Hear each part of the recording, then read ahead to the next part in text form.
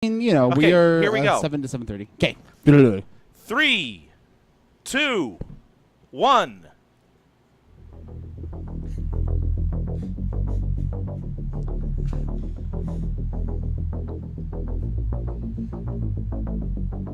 Spirit fingers it. Untap. Welcome back to MTGYou, the Magic the Gathering podcast for you. I'm James. Jess guy till the day I die. I'm Blades. Obs and Sand is I'm rich. Just trying to remember what Tamir say right here. Tamir. I'm Damon. It's Thursday, the 28th of July, 2014. We're coming to you live from Studio U. Thanks for joining us. This is episode 45. And I got to go over here. Upkeep. There we go. How's it going, guys? Going good. Hey, look at you guys. Do you feel awkward just looking at each other or not looking at each other? I feel like there should be like invisible glass right there, you know, like the two-way glass. Oh, yeah. One-way glass, you know what I mean? We're all on like a Yeah. line A getting line up. questioned for being criminals. For the criminal stand-up. Yeah. Yeah. I was actually just having envisioning there could be like a mirror right here underneath the camera. Everybody. So we could all see each other and be like, oh, I know what you're saying. And it looks like we're pointing at you guys. Yeah. But really, we're just talking to each other. Right. So this might be kind of interesting, looking at the camera, looking at me, but we'll see. Okay, anyway. Yeah. And for all you guys in podcast land, you have no idea what we're talking about, so forgive me. We have a new studio set up, and that's all. But it doesn't change We are in a line instead of a circle. the great audio that's coming your way. In our upkeep, in our news, what do we have? Well, the thing is, we are completely bogged down and just bursting at the seams with news from Wizards of the Coast this week. So, honestly, week. I don't think we want to steal any of it because it's going to be the primary focus of our main phase content today. Yeah, absolutely. Totally agree with that. Well, could we talk about like Therese Nelson's new lands in our upkeep? Or is that going to be a part of the pod? Sure, the rest yeah. of the main Okay, well, phase? since you brought it up, that would be a fantastic thing to talk about. So, Therese Nelson is doing these new lands. Tell us more, Rich. So every single judge is getting one of each of these lands of the 5 basic lands from Therese Nelson and their Makes full art me wish I promos. was a And they are sweet. She tweeted out today trying to figure out a name to give them because usually she just names whatever the card is. Looks like James is on his way to try to find I'm those trying to lands. find it, but man, they are sweet. They are awesome. There's just more full art foil lands that all of the judges will be receiving a package of. So Yeah, she actually tweeted about this like a month or two ago. that she was working on them, right? No, actually, she's like, hey, this is what I have. Guys, look at them and everything. Yeah. And then, 2 hours after she spoiled them, WotC, apparently wasn't ready for her to spoil them. She pulled. So she had to pull, and she's like, oh, oops, sorry, just guys. kidding. This never happened. Yeah, this These are not never the lands happened. you're looking for. And they just barely gave her the okay to reveal them. Yeah. Okay, so let me see if I can throw this up on the screen. You know, we're watching your Google search right now. but- Yeah, I know. Well, I realized that, and then I switched it over to another screen. You can only see some of it right there. So that there's the panoramic The view that she mural. did. Yeah, the mural to where then they split them each into each of their different respective lands. So it's like a collage. Yeah. Yeah, but anyway, they're pretty sweet. I'm kind of curious to know how much they're going on eBay already, because it'd be kind of cool to get some of the full art foil lands. But I'm sure that with the limited amount they're handing out, because they're getting them kind of to the Guru lands. I Right. understand Guru lands are much different, right? But they're kind of it's kind of that same feel of being Right. not very many of them. Well, I saw somebody putting out on Twitter, specialty. hey, judges, I'll give you 120, I think, for a set.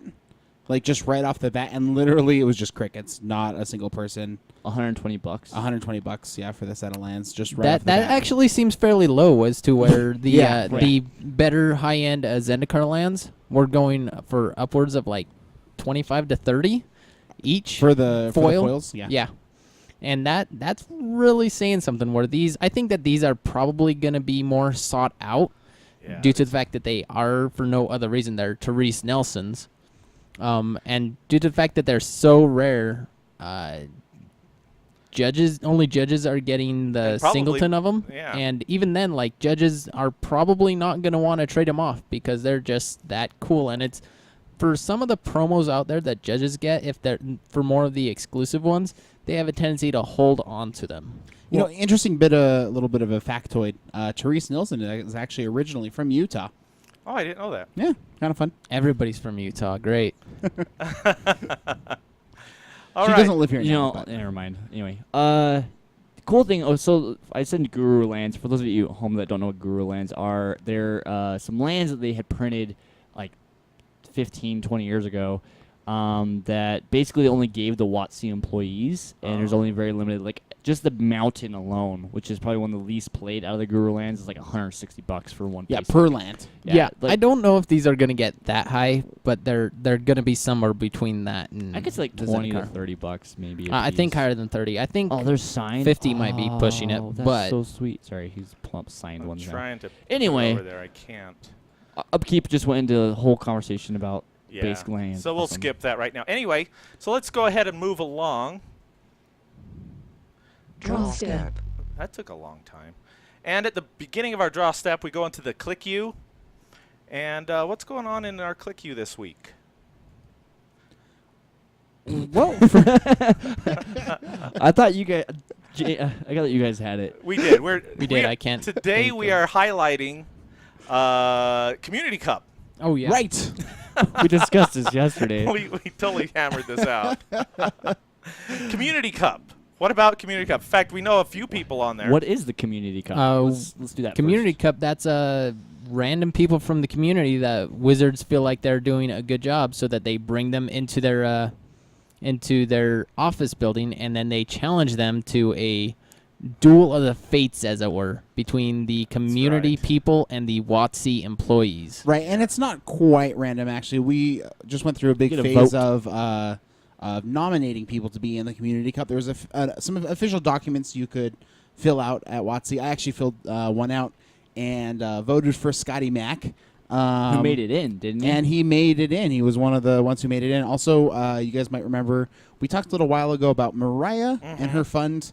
She was one who was a pedestrian hit by a car. From Team Panda. From Team Panda, and she also is in the Community Cup as well. Those were kind of two of the names that really stood out to me, and I believe there's 8 folks that are competing.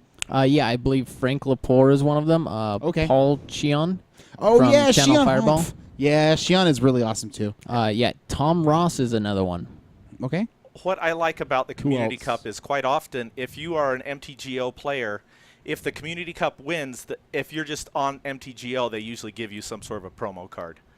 It's like, okay, Right, just for being on Moto, yeah. Yeah. They do it whether we win or whether we lose. it's just you get one card or another. It's like here's what you get if they win. Here's the card you get if they lose.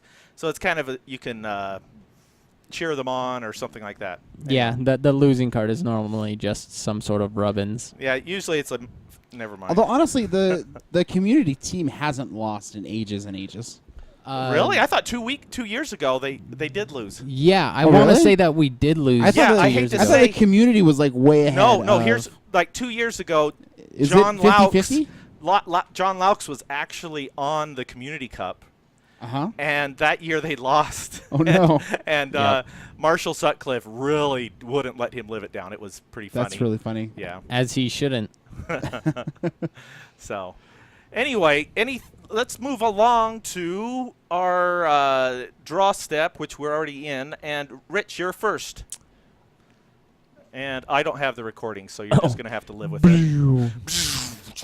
Suppression Field for 1 white, 1 colorless enchantment. Activated abilities cost 2 more colorless to play unless they're mana abilities. I just saw this against.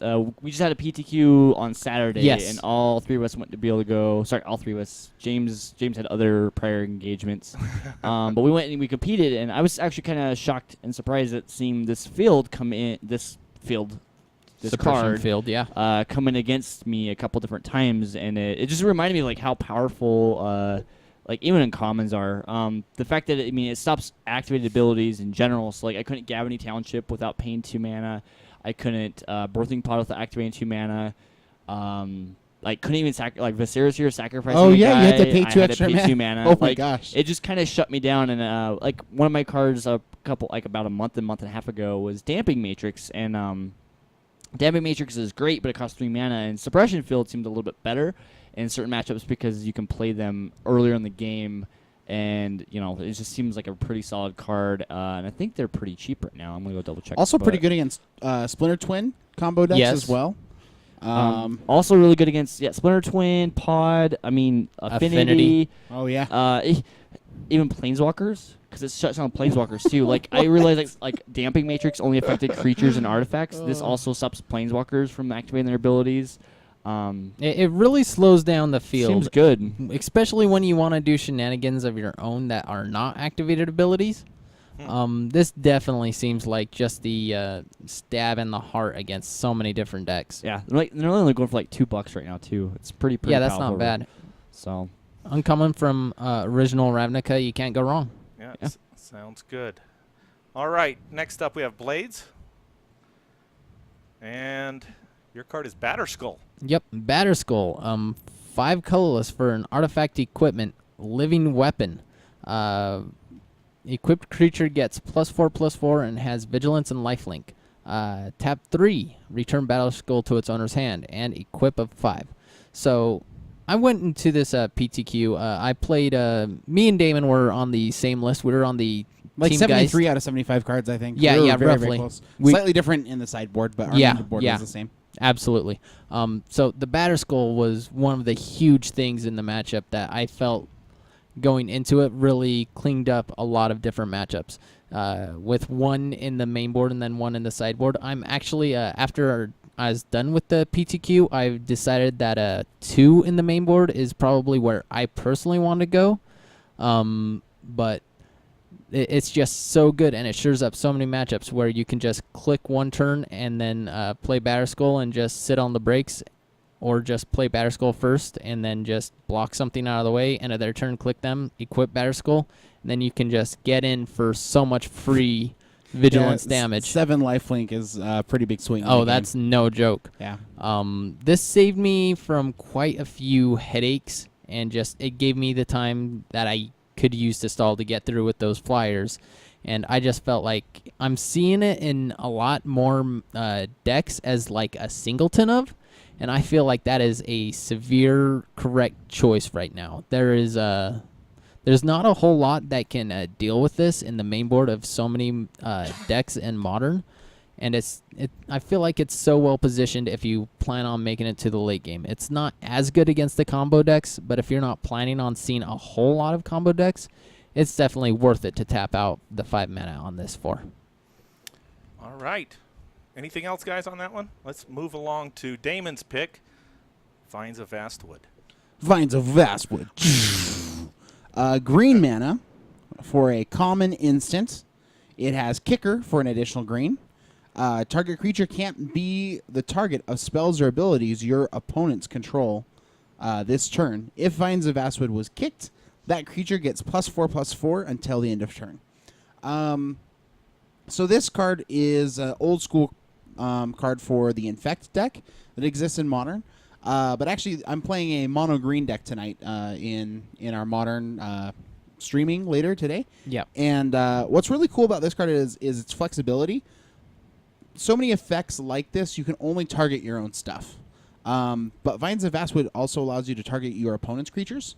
And so you can, like, against Splinter Twin, for example, if they're going to go combo off with Splinter Twin, you can make their target for Splinter Twin hexproof against the twin, and it goes to the graveyard instead. Or try to equip a Batterskull onto a Vendilion Click. Yeah. Yeah. Down too. And then, of course, the +4/+4 to your own guys allows you to push a lot more damage through. So it's so flexible. And one of the big scary things about spells like this, especially if you're doing several different spells in a turn to really pump up a guy, again, in the Infect deck, being able to just make sure that he can't be the target of anything just really sets your mind at ease and lets you know that you can kind of go all in. So, it's a perfect card for Infect, right? I mean, Yeah. you're like, kill your guy, and you're like, no, and actually let's Save make it. it bigger Yep. too. Yeah. Rawr, get you. yeah. Yeah, I saw Corey, one of the guys that listens to our podcast. He was at the PTQ and he was playing. It looked like it was Infect. And he was playing with these, and pretty powerful spell. Right, and then also because it gets rid of abilities, you could also make, like against pod, you could make their creatures not be able to be sacrificed to the birthing pod. No. No? Target creature can't be the target of spells or abilities your opponents control. They don't target.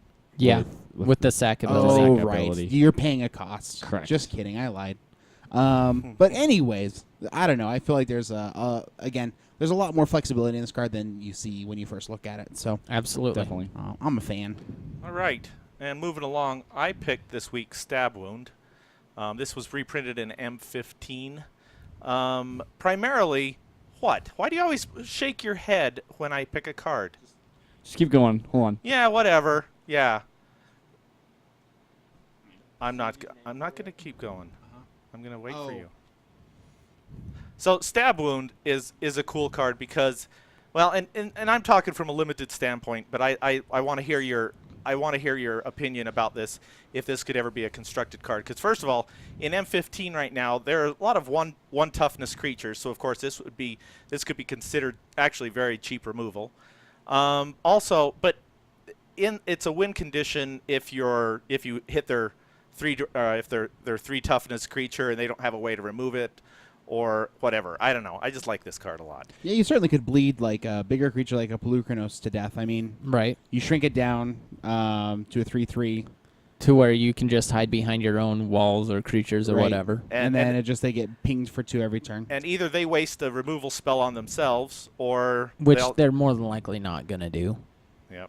I don't. Yeah, it's a very, very powerful card in limited. Like Especially it limited. Yeah, just we're drains people. Removal just isn't as common, right? Right. So, And as far as constructed goes, I feel like it falls just slightly short, just because the 2 life loss Bile isn't Blight. as big. Yeah, Bile Blight is another huge one right now where it gives -3/-3 for a mana less, and it hits effectively multiple targets at times. As a budget card, I've seen people run Stab Wound if they're playing like pacifisms and stuff, or Oppression Raise, for instance. Like they're able to kind of just, instead of like removing the threats, just preventing the threats from doing anything. And I've seen that in a couple different budget, like white-black type decks, and it's done all right.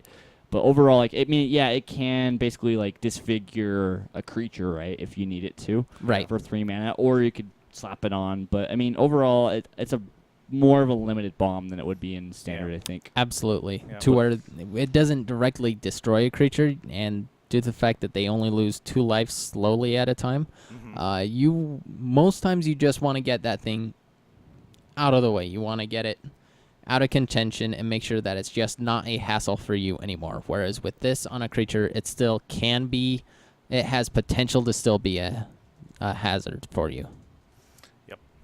All right, guys. Anything else during our draw step? Moving along. I don't think so. Here we go. You guys look funny right now because you're all just looking down typing. Oh, Sphere of Safety. Would be funny in a Sphere Necromancer of Safety deck. Stockpile. Oh. Costs 1 colorless and Oh, 1 what black the for heck? a rare. I don't know what you did. But yeah, like I guess the last comment would just be that it'd be funny in a Sphere of Safety deck. Pillow Fort. Yeah, super duper pillow fort. Sphere of Safety is the one that says for every enchantment you control, attacking creatures have to pay that much mana to attack. To And attack so, you so to attack specifically. me. So, like, if you run a deck full of like the suppression fields and the pacifisms Just a bunch and of stab enchantments, wounds and and just then- like all enchantments, and then also enchantment creatures will also all count towards that total as well. Because you'd be surprised when you have to pay 3 mana per attacking creature, it kind of slows you down. Right? a Yeah. You lot. just unless your plan is just go all in with like a desecration demon, and then you could just and sack then a it guy just or whatever. pacifism your desecration. And I mean, demon. even if they are hitting you in the face, like you just eat up their whole turn by them paying a whole bunch of mana. So, anyways, I don't know. That's kind of a funny card, and I've seen that work. In I think standard it's a couple something times. people could work around, and it's Yeah. common. No, did it go up to uncommon? I think it's an uncommon. I It think was I- based uncommon in Return to Ravnica. Anyway, here we go. Moving along. Main phase. All right. In our main phase today, we have a lot of news to cover because a lot happened between there's a lot of things that were announced at San Diego Comic-Con. San Diego Comic-Con, which I think it's funny. I just have to start off with this. San Diego Comic-Con is becoming less and less about comics all the time. and more just nerd culture stuff, And right? and yet they're And in the cosplay process. chicks. So they sent a cease and desist to Salt Lake Comic-Con. What? Yeah. Yeah, because of the They- name Comic-Con. They don't want Salt Lake City to use the word Comic-Con. because I don't really blame them. But they've already done. but others have used it. There's already legislation that said that they can't There's It's not that like it- copyrighted. it's not Right. copyrighted or whatever. well, they have it It's trademarked, but if you just put a hyphen in it, it's different, and Right. they can do things like that. So Basically, I think it's just I think it's to funny. keep them off. Well, their it's because thing, they're but- worried. You know the Mile High guys, the Mile High comic store in Denver. Yeah. Big, isn't that where the Mile High collection comes from? I think I so. think so. Probably. In any case, he said he came out and said he lost $10,000 at the San Diego by putting a booth there this month or this year. Wow. That's crazy. Yeah, so he says this is the last year. I'm not going there anymore. So because they're not about Did comics he come, anymore. Did he come to Salt Lakes? I don't know, but Comic-Con? I have a feeling he's probably going to start doing I things bet like that. they charge less at hours. Anyways, that's Actually, crazy. okay, so fun fact though, the reason why the Salt Lake City Comic-Con is getting in trouble with San Diego Comic-Con is the fact that Salt Lake showed up with a shrink, like one of those wrapped No, cars. that is not true. They asked if they could do it, and they didn't do it. No, they still did. That's why they're getting in trouble right now. From everything I've heard on the news and stuff like that, that's what they did. Is they showed up with that car, and basically were advertising for the Salt Lake Con in front of San Diego Con. Oh, geez. That's what I heard, and that's what I heard on what the news and stuff like that. What I so. heard is that they wanted to do that, and San Diego says, "No, guys, don't do it." And then, so they said no. Yeah, Wild so I heard they did it speculation. anyway, but Wild anyway, speculation. You know what you have to do? You have to wave your hands. Woo! At MTGYou. Yeah. Okay. Anyway, so that's all I wanted to say about that. The comic convention that is less about comics now than it ever has been is suing is cease and desisting Salt Lake City for being a comic convention. fun stuff. Anyway, It's kind of like when Zoolander got all mad at Hansel. He's just like this young up and comer, and Zoolander had his career all underneath him, and they were all feeling, just pretty threatened. I've not never a seen that. Yeah, No I'm not a Zoolander- fan no of the Zoolander? Zoolander. Okay. I have seen it, and he has that look. You guys are Zoolander fans. I mean, just Yeah, saying. I- Shoot me a comment so I don't feel so dumb. No, I watched it. Anyway, let's talk about the news. Preliminary PTQ changes. So there's been a massive change to PTQs. It used to be that you show up to a random PTQ, and they've had PTQs hit 2, 3, and even 400 people in attendance. Right. That was not the initial idea of PTQs. They had an idea that it would hit maybe 100 people, but usually less, and that 1 in maybe 80 people or whatever, the winner would get to go on and play the Pro Tour. And Right. it was a reasonable tournament to try to win. The value that you could expect out of the tournament was pretty good. And as these PTQs have grown and grown and grown, our local PTQ was 147 people, and I got to say, walking into that room, It was just cramped. based on the odds. Like, not only was it cramped, but I also wasn't very hopeful that I was the top 0.66% of the room. Right, like, Right. being 1 in 100 already feels rough. But like when it goes down from there, like it's a lot to ask of yourself. I mean, certainly going to the Pro Tour is a big deal. So, guys, how have they changed things? So they've changed things by pretty much just getting rid of the main PTQ thing, and they're gonna move that into more of a preliminary PTQ. So now a lot of your A PPPTQ. PPPTQ or PTQQ, like a PTQ qualifier. Qualifier. That's gonna work. From what I understand, to be close to how Grand Prix trials are being run currently, to where any game store can get one during the season, but they can only get one, or at least a specifically rated game store. So long as they're an advanced store. Right. Advanced or Advanced Plus. So the idea is basically you go to this Pro Tour qualifier, or this preliminary Pro Tour qualifier. Right. Compete in it, and then if you win in that that preliminary Pro Tour qualifier, now you're enabled to go get in the pool to be actually put into an actual PTQ. So then that person from that actual PTQ will go and get the ticket to be able to go to whatever tournament, right? Because they found that they've been giving out way too many tickets to people, and Pro Tour has been getting way too many people in Pro Tour that don't necessarily need to be going. Actually, they're right? going to give it to the top 4. Okay, so either way, like Depending if it has, I believe the number is if it has over 124 competitors in this post PTQ, then it will start Right. giving At up one top of the 8. big 31 because there's 31 regional Pro Tour qualifiers, Right.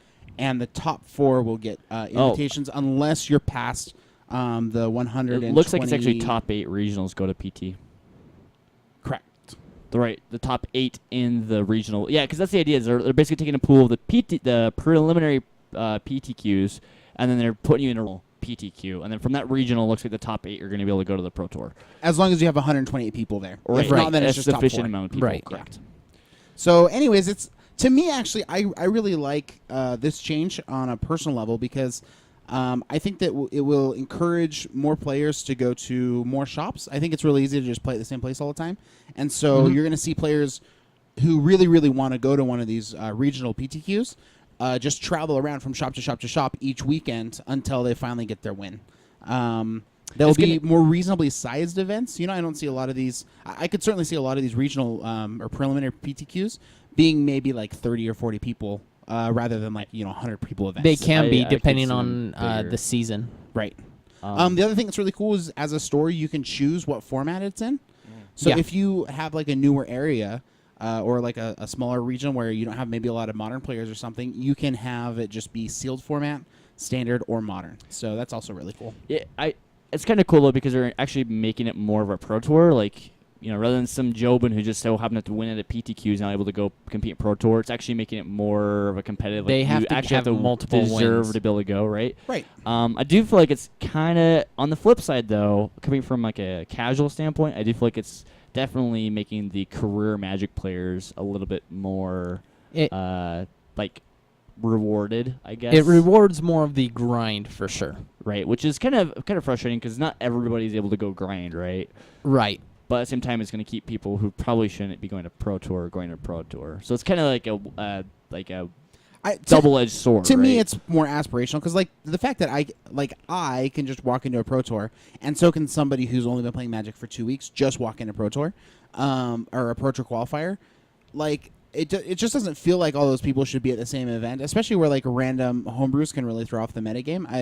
I feel like this will allow people to prepare and hopefully at the regional PTQs make it a lot more skill intensive based and metagame call based, which is also a skill. Rather than, again, just having it feel kind of random. And also, I think that it's important, too, for new players. Like, if I've only been playing for 2 weeks and some guy at my shop says, oh, you need to come play the PTQ, and I'm not used to playing, I'm only used to playing Come block regular for me, bro. REL. Like, if I suddenly have to be expected to play competitive REL and I don't quite understand that process, the judges are going to feel super harsh. The players are going to feel super harsh. And I might just get kicked all the way out of Magic, from an emotional standpoint. Like, that could be kind of an intense situation for a newer player to walk into. And so I think it helps protect players against that as well. I also think it kind of helps protect the stores, though, too, right? Because now every store is able to have this PTQ, this preliminary proto qualifier, where as before, you had to have 90 people plus in a tournament to be able to even be able to be on the docket to get a PTQ, right? And so, for instance, we had some tournament issues at our Saturday event, and it would stop stuff from that happening again, right? You know what I'm talking about? Yeah. Right. Yeah, for sure. Which we could probably get into. So this sort of spreads the bit. love between all of your LGSs and not just pulling it into this one store that has the that has had the floor range for whatever amount of time. Right. Yeah, floor range. And, while we're talking about some of this stuff, I just feel like we should sort of skip, again, you guys in every other land except for ours can't see that we are using a document. But if we could skip ahead and just talk about some of the changes to GPs, I just feel like it has more to do with what we're talking about right now. Yeah, absolutely. But anyways, they're what? making a lot of changes to the Grand Prix as well. They're going to make every Grand Prix, no matter what, starting after this next Pro Tour coming up, will all be 15 rounds, no matter the attendance, Right. which is really cool. So what does that mean, though, to a huge size? I mean, if the GP is huge, what does that mean, really? It means your tiebreakers are going to matter a lot more, right? Instead Well, of drawing honestly, out nine rounds on day one and 6 rounds on day two has been kind of the standard for a lot of GPs. Right. But now it's just forcing. Even then, if there's not enough people, it's going to force it out to that amount too. So you're going to get a more honed in. Why did they do this? Win percentage. So right? I think one of the reasons that they did this is they're going to give, before they would only give Pro Tour invites to, I believe it was the top 4 of GPs. Yeah, based. And now they're giving invites and plane tickets to the top 4 competitors or GPs. They're also extending the invitations out to the top 8 and every player who gets 39 points throughout the Grand Prix. So if they didn't have 15 rounds, you wouldn't have an opportunity to gain 39 points. So it allows that no matter if you go to a Grand Prix that's not very well attended or a Grand Prix that's over attended, if you can get a certain score at the end of the Grand Prix, which is 39 points, you're going to get a Pro Tour invite. If you're on the bubble and you missed it by like 1 point into making it top 8, exactly. Like you if you still got have ninth the place, opportunity to right, be if able you to got go. ninth place but you have 39 points, You have a record that's just as good as the 8th place. Just your tiebreakers weren't as great. right, you Then still get a the chance to points go. and And so go I feel like That's that is a awesome. much more level playing field. It also just says get a score of like, I want to say it's XN2 will give you 39 points. I think that's the 13 base. times 3 is 39. Yeah.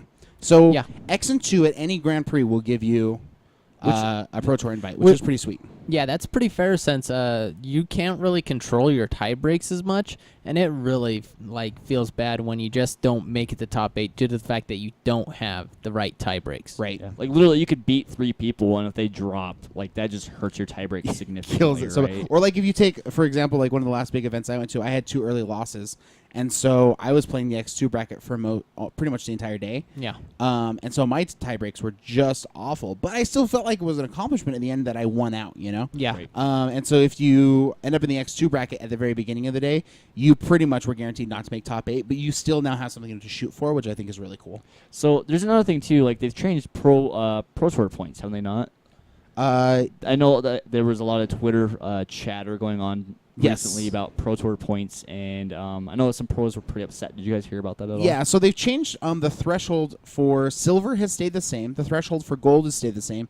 And the threshold for platinum, they've increased it by 3 points from 45 points in a year to 48 points in a year. So to give you an idea of how hard it is to get a pro point, I believe you have to go like top 32 at a Grand Prix to get a point. It might be top 64, but like they don't give out these points like Planeswalker points, I guess is the thing I'm trying to say. Like it's not an easy thing to gain pro points. The biggest place you do gain the pro points is at the Pro Tour. And so anyways, it definitely is, you know, having platinum players actually costs Wizards of the Coast quite a bit of money, so it makes sense that they really want to just have the very cream of the crop. People who have the very, very best records getting platinum. They're basically making it a little bit more, just a little bit more elite. Is Yep. that kind of the idea, right? Like Yeah, for sure. And Beverly Olympus was saying that gold pros don't get $500 per appearance now too. That is correct. Which is also stopping a lot of this just traveling around and going to tournaments. But they do, however, what they've done is they've taken away the $500 appearance fees, and they've given everybody free airfare to every Pro Tour if you're gold qualified. Which was the idea right behind the $500 was to get you to Right. go to these different tournaments. So the other thing they've changed too, again for and this is just Premier play. This is for pro levels, but again, this is a lot of news that they've rolled out recently. Is that they have changed the number of Grand Prix that you have to attend because they try to decide who the player of the year is, and what they do is they take all the pro points that you've earned at like Pro Tours and things like that, and then they also take used to be either your top 4 or top 5 Grand Prix finishes, and that went into the total as well. So like 2 years ago, it was just however many Grand Prix you went to. So these pros were having to travel like 40 weeks a year to go to all these Grand Prix to try to amass points. They said, well, that's kind of ridiculous. So now it's just like your top 5 finishes. And because they've increased the number of Grand Prix from 46 Grand Prix in a year to 54, they're asking pros that they have one more top finish. So the player of the year will now be determined based on your top 6 finishes instead of your top 4 or 5. right. So instead of grinding, you could just do really well in 5 and be done, right? Right. And now it's 6, which Also- it's just one more. Yeah, and we also Right. forgot to mention that now with the preliminaries leading into the PTQs, those that actually get to go in the PTQs, you're not just going to go home empty-handed. They're also handing out new promotional cards for attending these PTQs. Right. They're So- making it kind of like going to a regional PTQ at this point. Giving you more of an incentive, Almost feels right? like going to like a mini Pro Tour, right? Like it kind of it levels you up and gets you ready for the next step, which I think is really cool. They're As a more sort of on the casual side of player, They're just stratifying, right? yeah, just Yeah, having just, like the next step, Just be a making little it so the levels are more like yeah, there's like baby an steps intermediate or whatever step. you Yeah, call. yeah. That's nice. I like that. So this is all of the REL type shenanigans, right? Yeah, all the So stuff that's like so that's about all the the playing news of that the came game. out about. Yeah. All pros right. that only a small portion of us care about. Right. Well, it's fun, I mean, it's fun to be able to watch it. It and, really and changes like the market of the game too significantly. Actually, like I'm sure that we'll see some different changes in pricing here in the next 3 months because of it, but it'll probably level itself back out. But So not only have we had a lot of changes to the way that we play Magic, but we're also getting a whole bunch of new products as well. Yeah, where do we want to go next? So I think probably from the Vault Annihilation is the one that's going to affect us very next. Okay, did we put any pictures up? We sure did. The picture of like the god that's angry right there. do we want to do from the vault first? Let's Yeah, see. from the Vault Annihilation. Do the So there's like it looks like a guy from Theros. Heliod, Go up a couple. The Heliod Oh, guy. that Yeah, one. right Oh, there. that's right. That's Let the new me- Wrath Yeah, of so the God. next Pull 5 that pictures are Let going to me- be from that. Let me throw this up there and see if I can get it. For those of you in podcast land. Yeah. Hopefully in So podcast land, I'll from the edit Vault this out. Annihilation is going to be all about things that affect the entire board. Board wipes are kind of an obvious thought right there. But it also is going to include Armageddon with some new art, which is pretty sweet. That destroys all the lands. What else is it going to include, guys? So that's taking up Hold on, the let's do the entire artwork. screen. Let's Hang wait on. till it gets there, and Let then me we'll. let me. And we're showing actually the art for Wrath of God, Wrath of and God. it's a really sweet art that shows Heliod like using his spear and like smashing it into the ground, and all these people are getting like burnt up and He almost flying looks like away. he's destroying the Shrine Nykthos. It does kind of. I mean, he's pretty unhappy about Yeah. life and things. So I don't know what So. I'm going to do with this. Okay, let's just see if I can make this so that we can just show it. Here we go. All right. So That works. That's gonna be like with every single one of those photos. I probably. know. So that's what I'm doing this so I can just. Yeah, so it's all set up in advance. Cool. All right. So this is the I'll this just is sit the new tall. Wrath of God. Yep. And what else did you want? So if you show the reddish picture, that's the next in line. That's gonna be Rolling Earthquake. Oh yeah.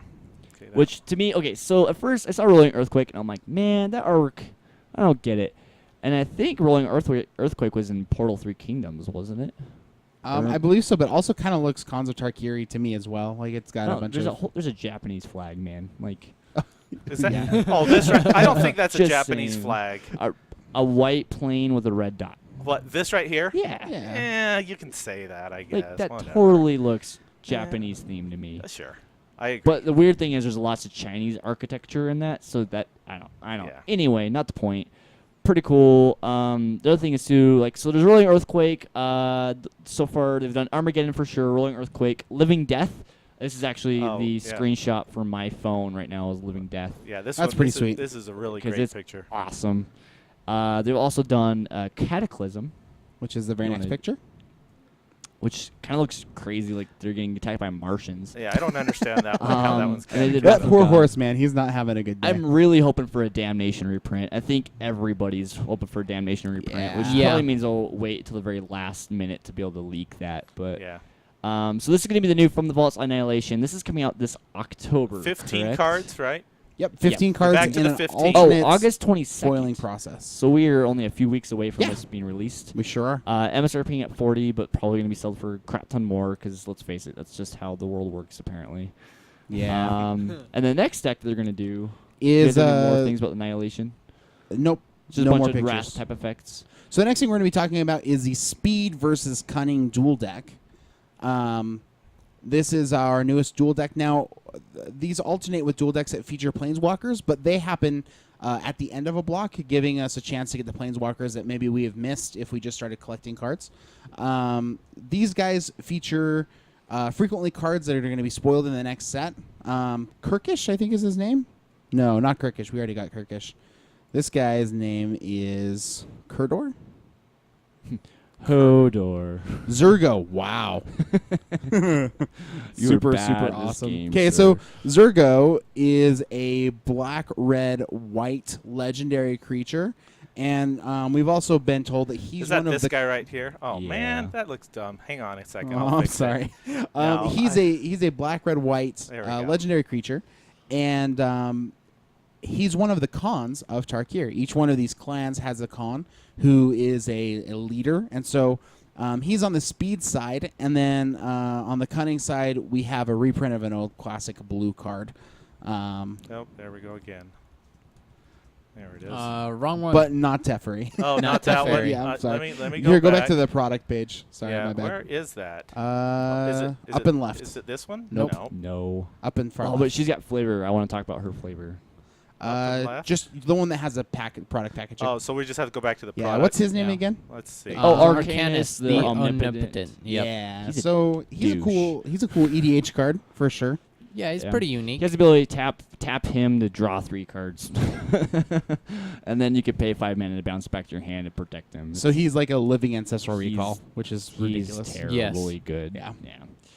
But the idea is speed versus cunning, like fast angry versus like blue draw. So it's going to be kind of exciting. But isn't he the what guild is it? The The Cunning Guild is a Jess guy, but we'll get to them Jessica. soon. Isn't Yeah. he like the not the commander, but the like clan leader? The No, chieftain? he probably won't be the clan leader. What they do with the dual decks is they're just like random assortments of cards, but they leak us a few cards from the next set. Well, no, that's what I'm Right. saying, but isn't he possibly like the leader of that guild? It's possible, but I think he's from another world. He's a reprint of an old card, right? Yeah, he's the same thing as he was originally in Onslaught, I believe. Are you Yeah. talking about Okay. Arcanus? Yeah. Yeah. I'm not talking about Arcanus. Oh. No, You're the talking other about guy. the Zergo. other guy. Yeah, Arcanus isn't going to Yeah, be. he anywhere is near Yeah, the okay, new my one. bad, my bad. Yeah. I'm not talking So about the Arcanus. speedy guy, The Zergo, speedy guy, yeah. is going to be the con. It's just like how Pelukrinos was in last year's dual deck. Gave us a chance to get one of the cool legendary creatures that turned out to actually be extremely playable. I don't know about this guy. I think he looks more like an EDH card, but I could be totally wrong. That's what I thought it was originally, and then Yeah. you were like enemy-colored pies, which we're getting to. Yeah. Um, So this is coming out on September 5th, so that's pretty exciting.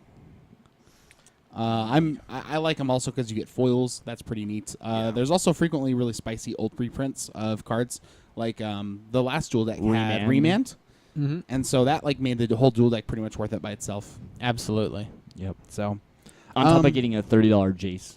yeah, Like we always forget that the Jace Well, was $30. the Joyce Right. He was dropped really it high quite a at the bit. time. He went down Yeah. to like 10 after that was dropped. Right. But But he was $30 when he they dropped printed the it. dun dun dun, like he made it so he could get it. So it's Yeah. pretty awesome.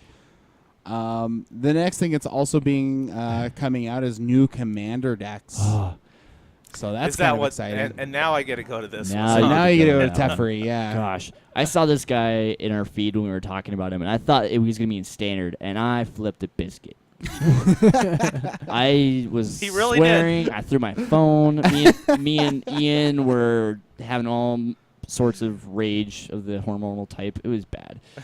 But yeah, Teferi's awesome. He costs 6 mana, and these what they're doing is now the EDH this fall they're going to be doing Planeswalkers as the commander card, and probably 2 other legendary guys just as Right. supplemental, you know. Right. But they could play commanders, Planeswalkers as commanders. Which I've had so many new players What? especially ask, like, why can't I have my Planeswalker, my sweet Planeswalker, be my commander? And we're like, because the rules say you use a legendary Yeah, that- creature, and that's that's Well, the why? rules.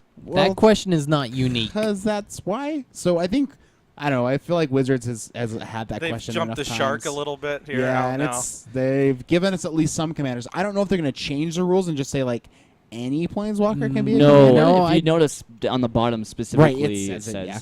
Right, and they've also released later in an article that there is going to be one for each color. correct. Right, that makes a lot of Yeah, sense. this is the blue. They've only leaked the blue one so far to Fairy, which, by the way, was one of the first Planeswalkers. Like, Yeah. along, not like right So, with Urza, but along with Urza. I have an interesting question. Do you think Wizards would go to, the committee that kind of oversees Commander or EDH?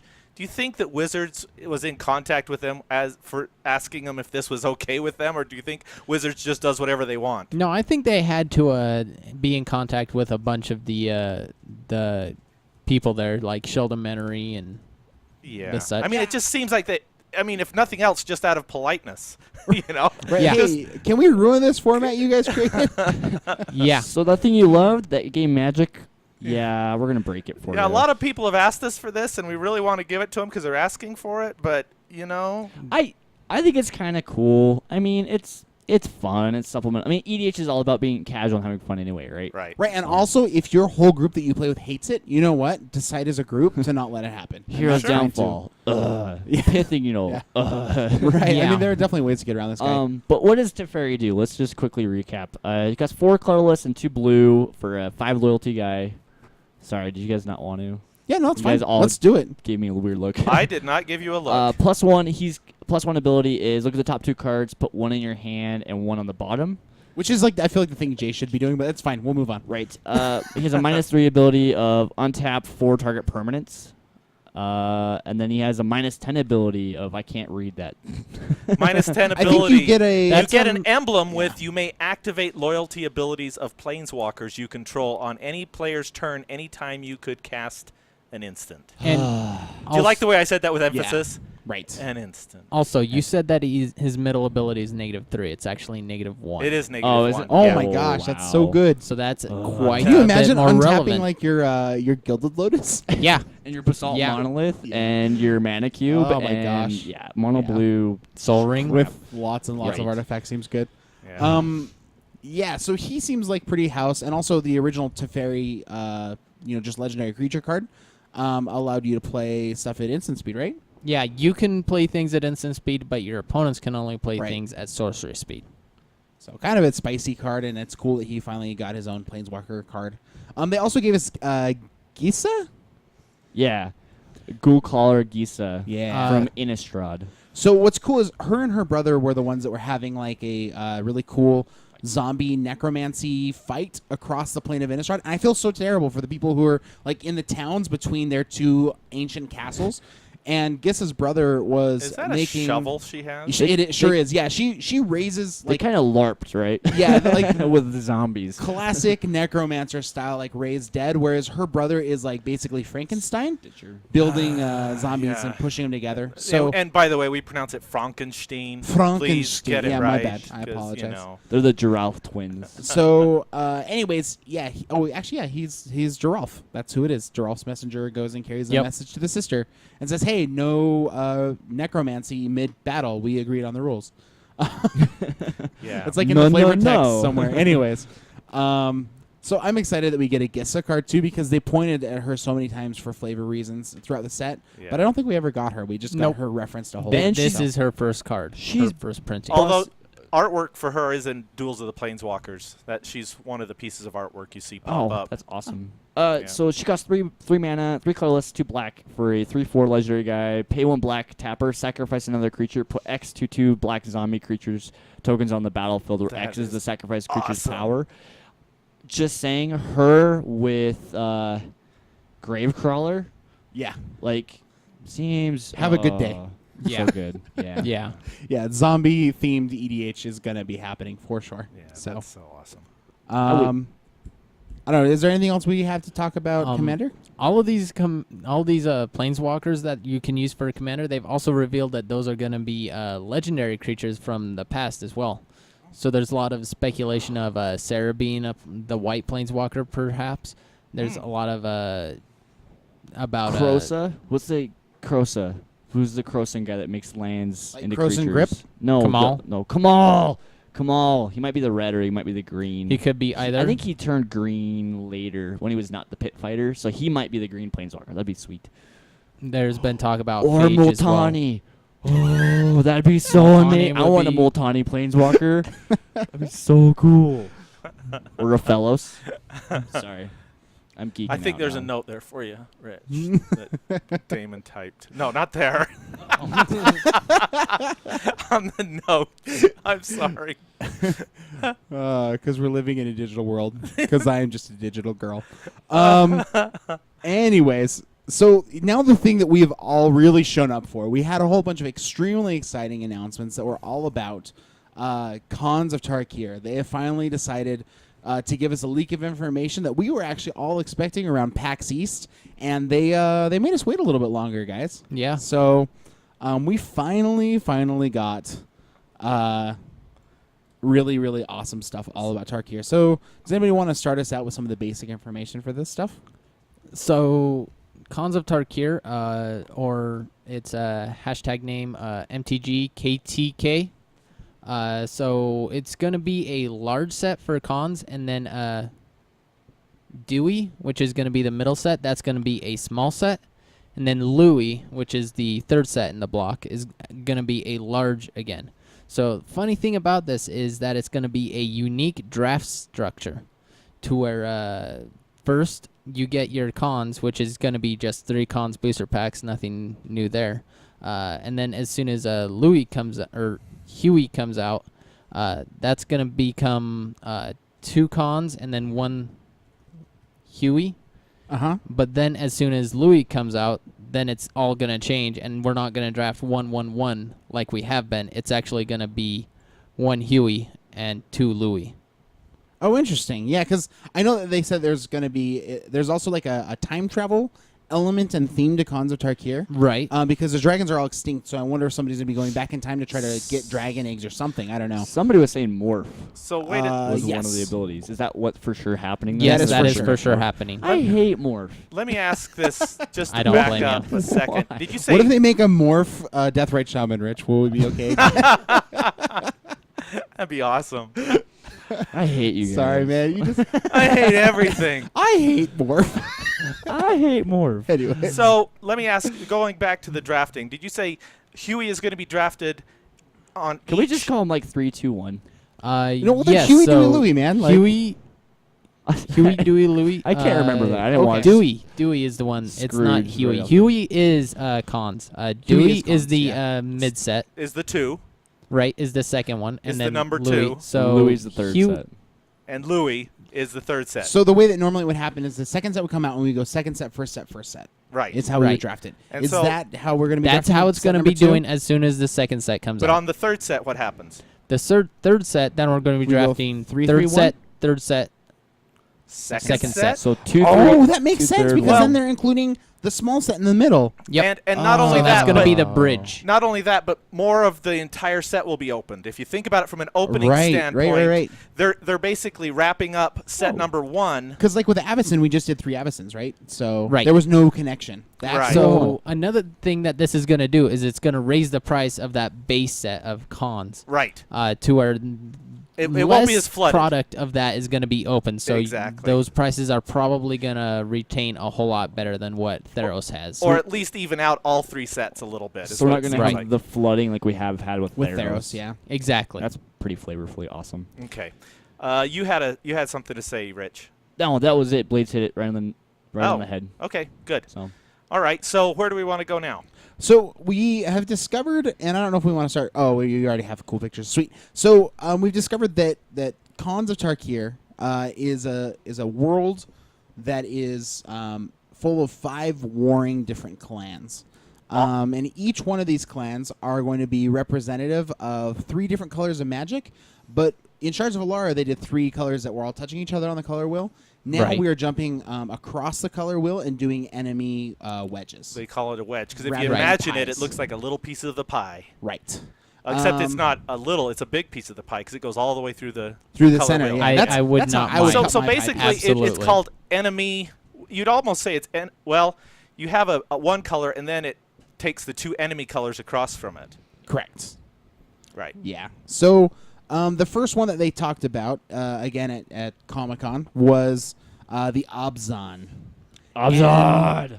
And Rich is all on the Obzon. Rich, do you want to talk more Yeah. about the Obzon? All right, so the Abzan guys, they're junk. They're green, white, black. Black being the enemy colored out. And their motto, right, is endurance, which actually, if you think about it, is very flavorful with junk and rock style type builds.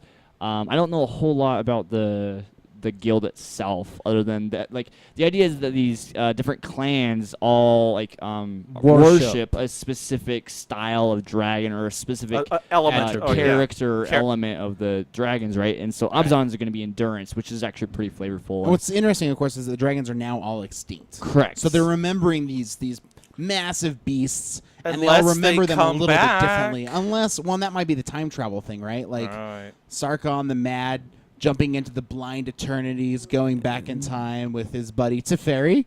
Wild No, speculation. I'm that's- just kidding. no, that's I'm possible. just Teferi's kidding. not- You guys are no, okay. So Sarkhan Vol is actually in league with Nicol Bolas, though. Right.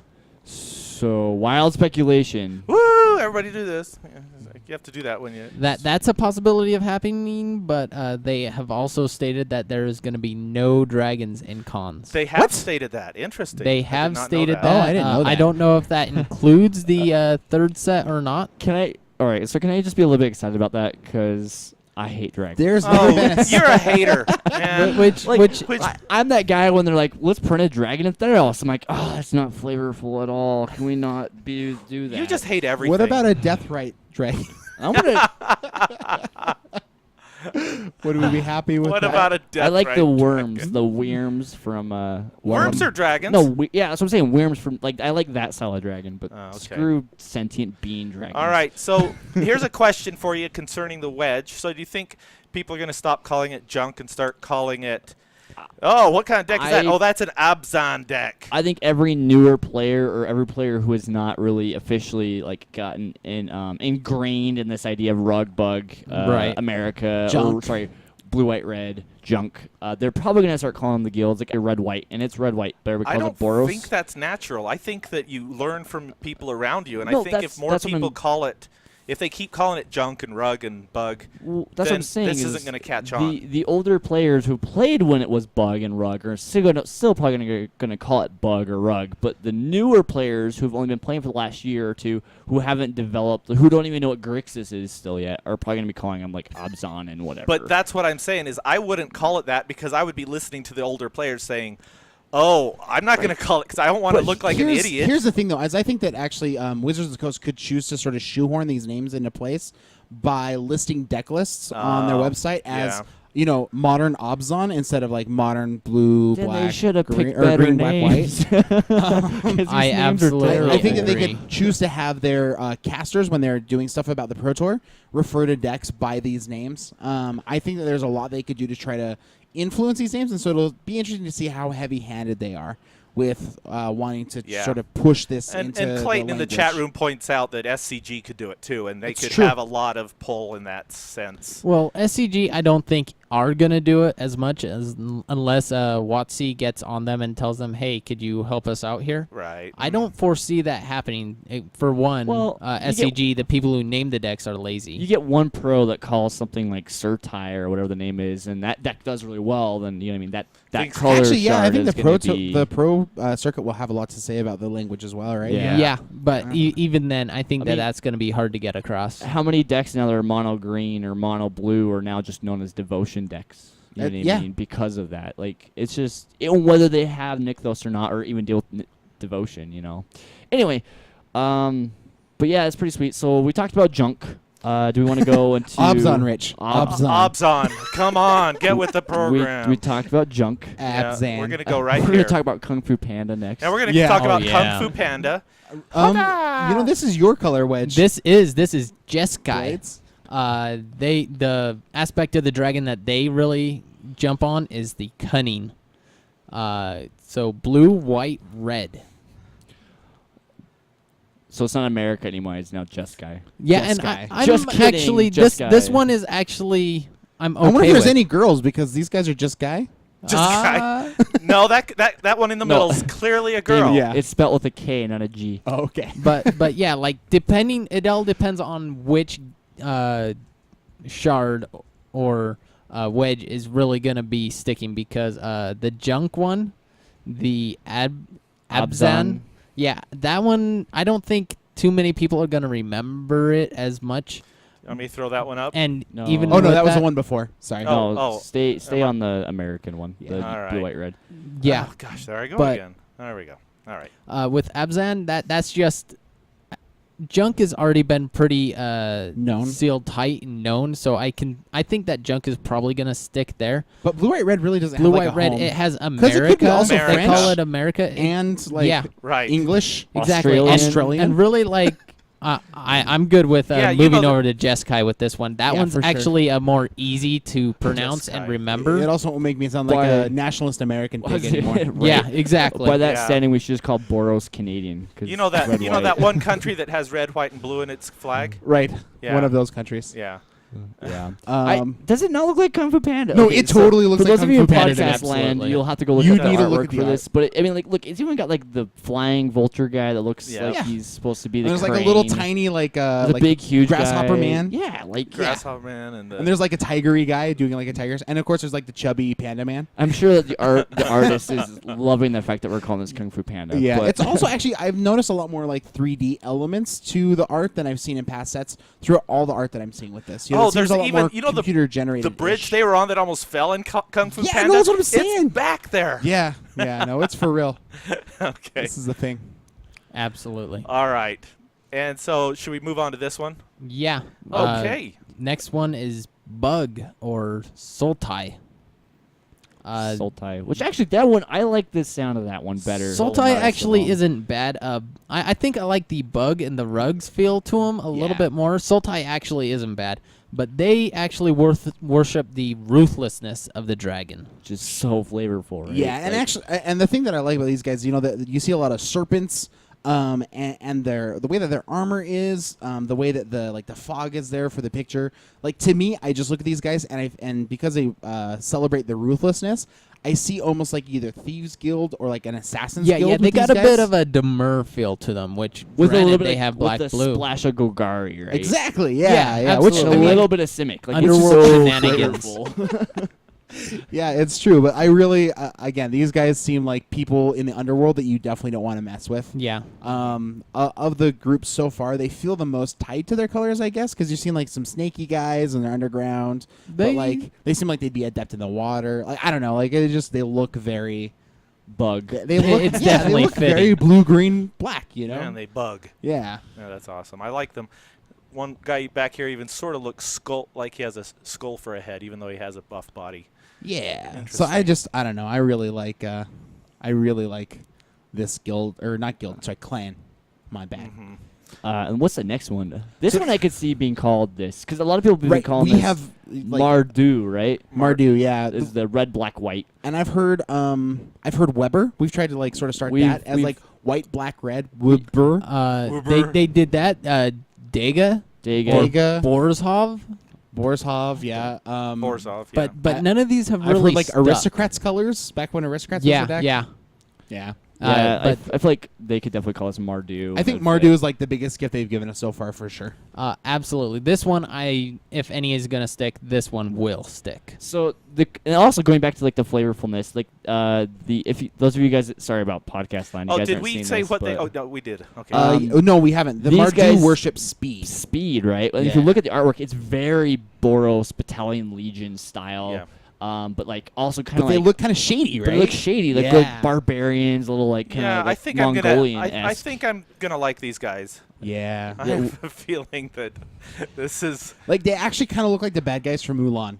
yeah, like like, the Mongolians from Mulan. To go right? back Yeah. to the whole like Jeskai The versus Huns. Mardu, they look like the Huns the most. Yeah. And I think Oh, these are the Huns, not guys that Mongols, no. these are the guys that Sarkon Vol will probably be hanging out with, right? Yeah, I think due to the way that he dresses a lot Right. in his the photo that they've released of him, I feel like he is probably gonna associate more with these guys. Yeah. So, and this is We like could throw probably him like up what a lot of the there cards from the again. Cunning deck are going to be from, right? So yeah, you can The see speed, him. right? He's Yeah, yeah. The probably- cunning versus speed. These are the speed In fact, guys. look at his colors. That he's Yeah. certainly that one.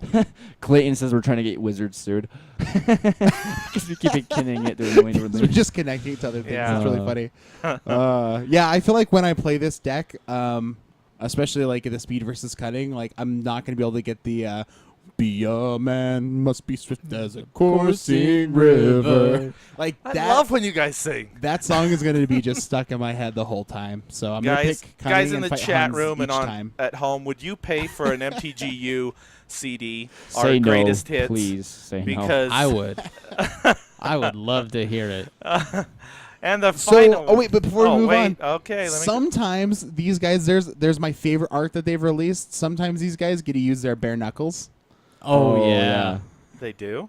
Oh yeah, go back to the In Mother Russia, There- bear punch you. Yeah. Oh, They're yeah. bare knuckles. They're Yeah. bare knuckles. Oh, there I go again. Why can't I get it? There we go. Okay, so this art, man, I love it. It's a guy from the Mardu clan, and he's obviously like leapt up into the air and socked a bear right in the face with his bare knuckles. Right. I And had- if you really look at it, look at the size of that bear. Yes. That bear has Yeah. got to be like He's a 3-3 close to for 20 sure. feet Yeah, tall. he's not a 2/2. He's a 3/3. Yeah. Like his At the his very noggin least. is the size Well, of this first of dude's all, he's a chest, grizzly bear. right? Like, Right. And that's oh my gosh. And he's already been clawed once in the face.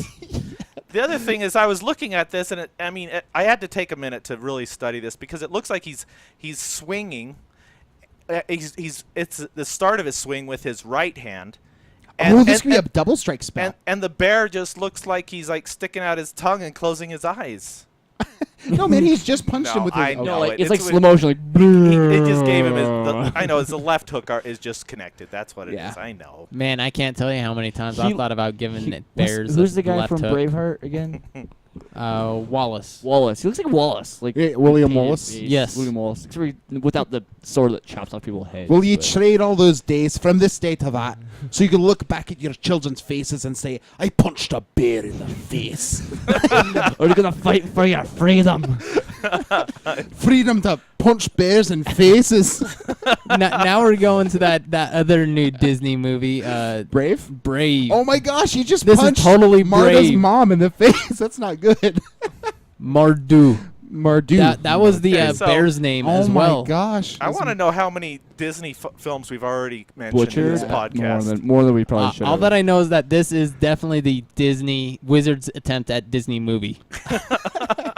That was- Wild speculation. If No, MTGYou. absolutely. That's why they've sold the rights to the film so they can have a competing children's series. by the way, Delta said he would buy the. I don't think they can make a PG Liliana. That's true. That's Just true. saying. I do love that artwork of So, the bear though. Like we got- I would love to own that piece. We got one guild left. One more clan, yep. And here it is. It's the Temur. So the Timur. So these guys worship the savagery of the dragon.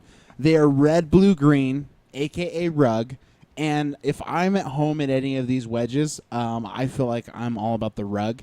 And Clayton, he's one of the guys who works at one of the heebie-jeebies stores that I go to on a regular basis.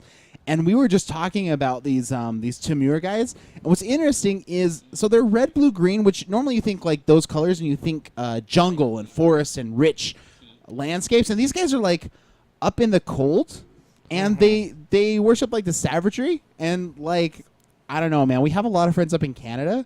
So I just am like hoping that these guys are like the Canadian clan. So like, hey, that there's savage, eh? Hey, Right. And Morrow get your actually toque on.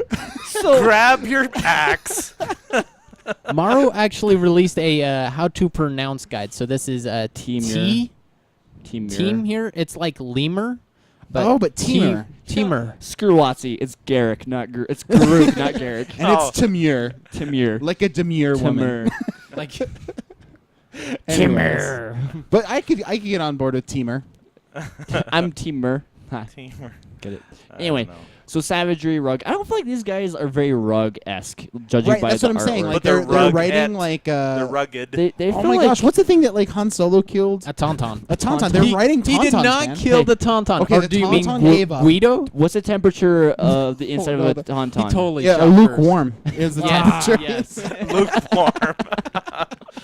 Anyway, well, we're ADD today. No, we are awesome. That is what we are. So these are the 5 clans, and of course, like many pre-releases, you're going to get a chance to pick a clan to belong to. Yep. But we've Right. talked in the past about how crappy it sort of has gotten. Yeah. In that, like, you just feel like you're being, again, sort of shoehorned or, like, guided on this path, and you realize that you're going to just have this obvious, like, hypersonic dragon. Like, oh, man, he's going to drop this stupid hypersonic dragon because he's the Izzet deck, and I'm going to need to save this removal spell to kill the dragon, and I can't use it on this 5/5. That or even like with the Journey of Nyx one, where white was clearly the way to go, or For this so past many one of them, yeah. with M10 or M15, Or like where black was so black good. was the way to go. Back up. So the idea is you pick a clan, Right. and then you have a chance of getting one of 8 different pre-release Exactly. cards. For Now that they're clan. just mixing it up, so you have like 8 different pre-release cards you can get, which gives you 40 possibilities. So now I get to identify with a clan without being like stuck playing some random card. And also sometimes the cards that they give you, the alternate art promo foils, are kind of lame, even though like you like the flavor of everything else. And so now I feel like I'm going to be much more married to the flavor and much less married to like, I just want to pick the card with the best promo. I want the consuming aberration artwork. Right. Yeah. Yeah. Which is pretty sweet. Also, the problem is too, like that's actually going to make a lot of people like buy a lot of the supplementary product, and instead of making all of these promotional cards, the pre-release cards, bunk dollar rares, right? It's actually going to cause the prices of some of them to go up a little bit more because There's not going to be flooded with right. the You have same a- one. exactly. Right. You have a 1 in 8 chance. Well, and of can you getting imagine one if of they these. actually make all these alternate art promos? Like, suddenly your alternate art promo that's a 1 of 8 Yeah. for each clan is going to be worth something because it's only 1 out of Yeah, 40, I don't right? think they're actually going to do that. I think that they could possibly just do like a date stamp on I it would and like maybe to. foil. Like, it would be awesome if they did, but I don't know if they're actually going to go through the time and hard work to assign all these different artists, all these different I guess we'll find out. promotional items. Wizards has surprised us in the past. I mean, we just got a full art Planeswalker, which are $5 right now. The full big Garuks. Big or- Garrett? Oh, yeah. Like Really? They're $5 $5? on eBay. Yeah. What Oh, the wow. balls? So That's those of crazy. you looking to sell out, just kidding. Now is the time. um, What's cool is also at the San Diego Comic-Con panel, through the live tweeting stuff, I guess somebody asks, since we're in a 3-color world, is there going to be a 3-color Planeswalker? Because we haven't really had any of those except for Nicol Bolas. Right. And I guess I sort of squirmed around and basically just said it's very likely. which is basically saying you guessed it. We don't want to say it. Yeah. Yeah. Like, I mean, it's pretty obvious Wait, that it's what going to happen. So somebody in the crowd, they opened up for a Q&A, and the only question that they added from the Q&A to the Twitter feed was, is there going to be a 3-color Planeswalker? And they basically said likely, which Wow. is basically just yes. So, I is imagine probably Sarkon Sarkon Vol. Vol, probably, yeah. possibly Sarkon Vol, maybe Bolas.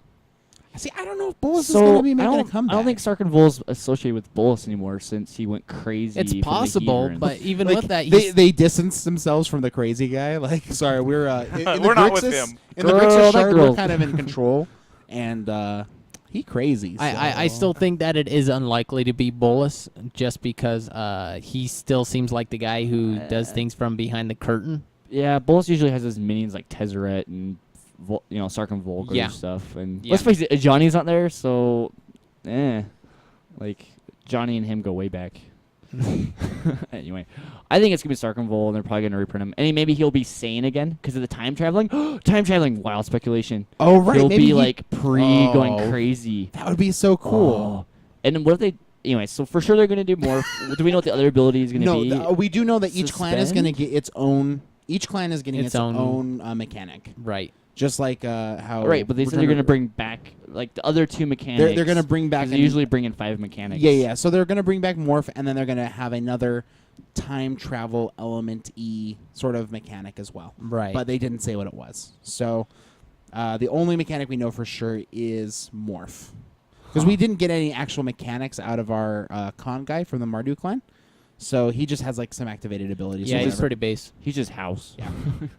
So, anyways, this is a lot of information that we were able to have unpacked from not only the tournament scene of Magic, but also from the new products. All the cool stuff, especially Khans of Tarkir. It looks to be a really flavorful, cool set. I was a little bit nervous that it'd be just really hard to follow up like the several good years in a row, and it just seems like it sounds like I'm just totally loving Wizards of the Coast right now, but it really just seems like they're knocking it out of the park set after set. Yeah. And so I'm excited to play with the new I stuff. think a lot of that though can be ascribed to. If I don't know if that's the right word, but they just have a system that works. They have teams and they have a system that they're able to work through these things, get them out on time, get them out, Well, and do the play testing that's necessary to do all of to make things good. I mean, like Journey to not Journey to Nyx, but Born of the Gods was like a little bit nerp, and like Dragon's Maze was kind of like a little like not super duper awesome, but But you still get excited every but- time a new set yeah, comes like, out. I mean, it just and they definitely don't mess around on the fall set. The fall set is always like showcasing. Here's all the cool stuff we can do. well, and the cool thing, like, so Wizards also like think about it, like compared to other card games, they've got their R&D department, they've got a flavor department. Right. I mean, they just hired somebody to just go around And they just worked check on sets like 2.5 planeswalkers. years in advance. I think. Right. I mean, Right. they Which is basically just already have crazy, M16 done. Yeah, So- yeah. I'm pretty sure it's pretty much Yeah. finished at this point. But they've done their work and it definitely shows. I mean, Yeah, yeah, we 20 can, years we of complain work, about right? some cards, but I mean, So- like, who knows? Like, in the whole spectrum of Magic, I feel like they've done a really good job. But wild speculation again at the MTGYou, we've said like 6 times today. Shards of Alara was the last time they did a multicolored set, and that was about 7 years ago. This year, I believe. Yes. And after that, they went to Zendikar, and so wild speculation. I know, guys, you guys hate it when we do this. No, but, they don't. They love it. Mirrodin, 7 years after Mirrodin was printed, is when we went back to Scars of Mirrodin. And so there's this wild speculation that we might be going back to Zendikar next fall. But I think somebody told me, I think it was Blade, said that there was going to be a new set next year too. I think that there's a good chance we're going back But to Zendikar it might soon. be a Zendikar thing. But who knows? Yeah. I know a lot of people I had speculated that maybe Fetchlands is set like in February of this year, and a lot of people were like, "No, that's crazy." And it seems now I'm like, "No, they're not coming," and a lot of people are now saying that, at least at our local LGS. But anyway, you guys got really quiet. they're not coming for at least another year, I would say. So you're pretty much safe to buy into them. I would like to say and feel. As far as this next set being Return to Whatever. Wizards seem to be going on a little bit more of a random platform, so there's really no saying what it could be. I think that Zendikar is a Return to Zendikar is probably in the works for them, but I can't say whether it's within now or 3 years from now. Yeah. Yeah. I just really want Fetchlands. That's all. Yeah. Oh, I agree. Like a year from today, we will probably be coming close to having reprints of Fetchlands. That is my. That's my guess too. That speculation. Looking into it from what I'm reading from a lot of the interviews that I'm seeing, that's what I'm getting from I think they're gonna print Goy for the next set. I sure hope so. Best Pokemon ever. Tarmogoyf. Are we done with this segment? I think Yeah. so. I think we Yeah. actually still have a lot to talk about, like PTQ and stuff. Yeah, so let's go on. Combat phase. All right, so we did have a big week with combat, and so since I'm probably the least exciting of all three of you guys, I'm just going to go first. So I mentioned last week that I drafted Conspiracy with my family, and we played 2 games, and my son won one, and my wife won another game. Well, on, let's see, Saturday, we played, using the same deck, we played one more game just before we decided to draft this again, and my daughter won.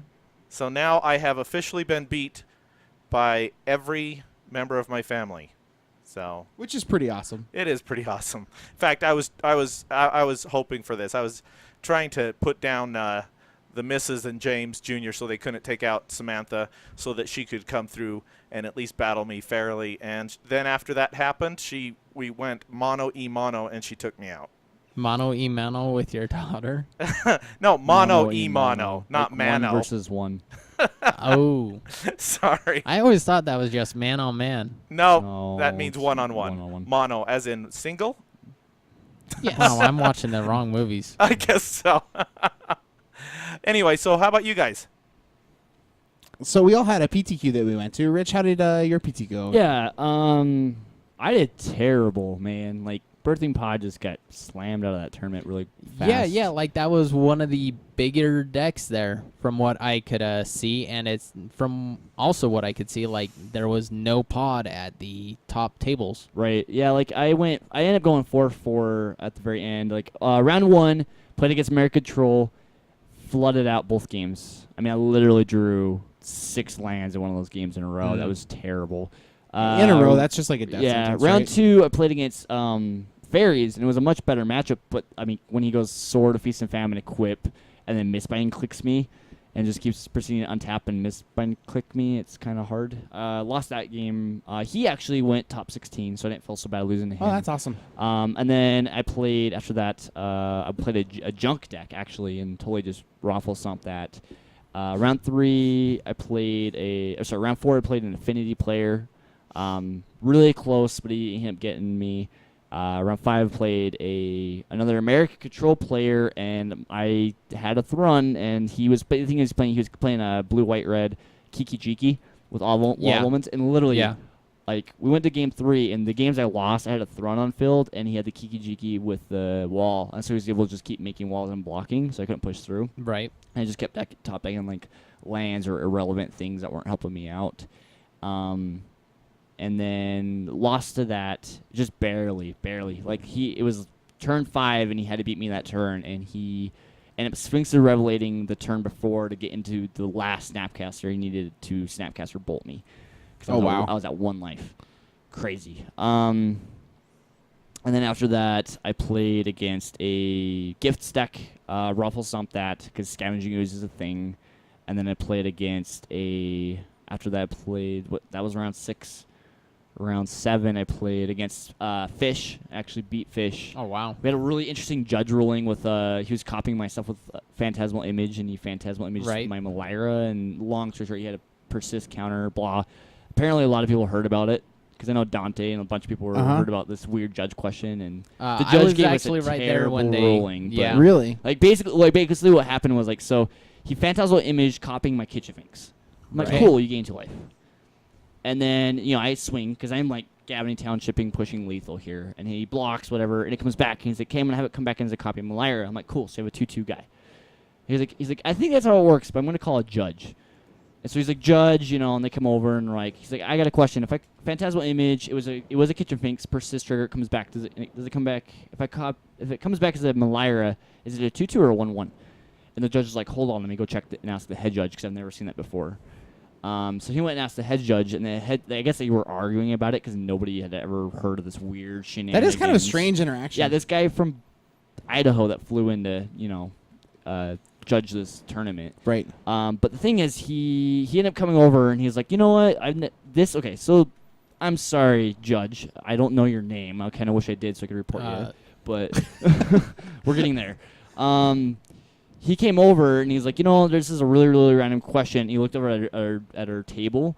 He's like, well, it doesn't matter anyway because you guys aren't at one of the big one of the winning tables. Whoa. And I was like, holy, Whoa. me and the guy were like, both like, really, dude? Like, I'm gonna talk to Jeremy yeah. about it because it was pretty jacked up. But he's like, it doesn't matter about this question anyway because you're not the head tables. But basically what happens is it comes in, and it's a replacement effect, and the persist counter gets put on Malira.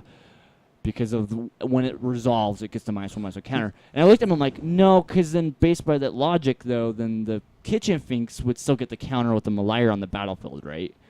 Yeah. With that logic, Right. then the infinite combo doesn't work anyway. I'm like, so me and the guy both were like, no, it comes in as a 2/2, and he's like, well, both of you are disagreeing with me, and I honestly don't know the judge ruling to this, so I guess for customer satisfaction, we'll just let you do whatever, and you guys can have the Malira. That's And I asked the guy afterwards, I'm like, why do you want the Malira? Why didn't you just copy the Kitchen Finks again and get a 2/1 and gain 2 life? He's like, oh, I just wanted a better, like a bigger creature or whatever. I'm like, okay. And so 10 minutes later, after judge offends me and my opponent, and basically just. Man, yeah. normally those guys are so professional. That's so it was crazy. very frustrating. I mean, there was a guy, one of the judges was running out with no shoes on. I mean, Huh. yeah. Anyway, I'm not going to say where it was for the store's protection and Game Haven. bountiful.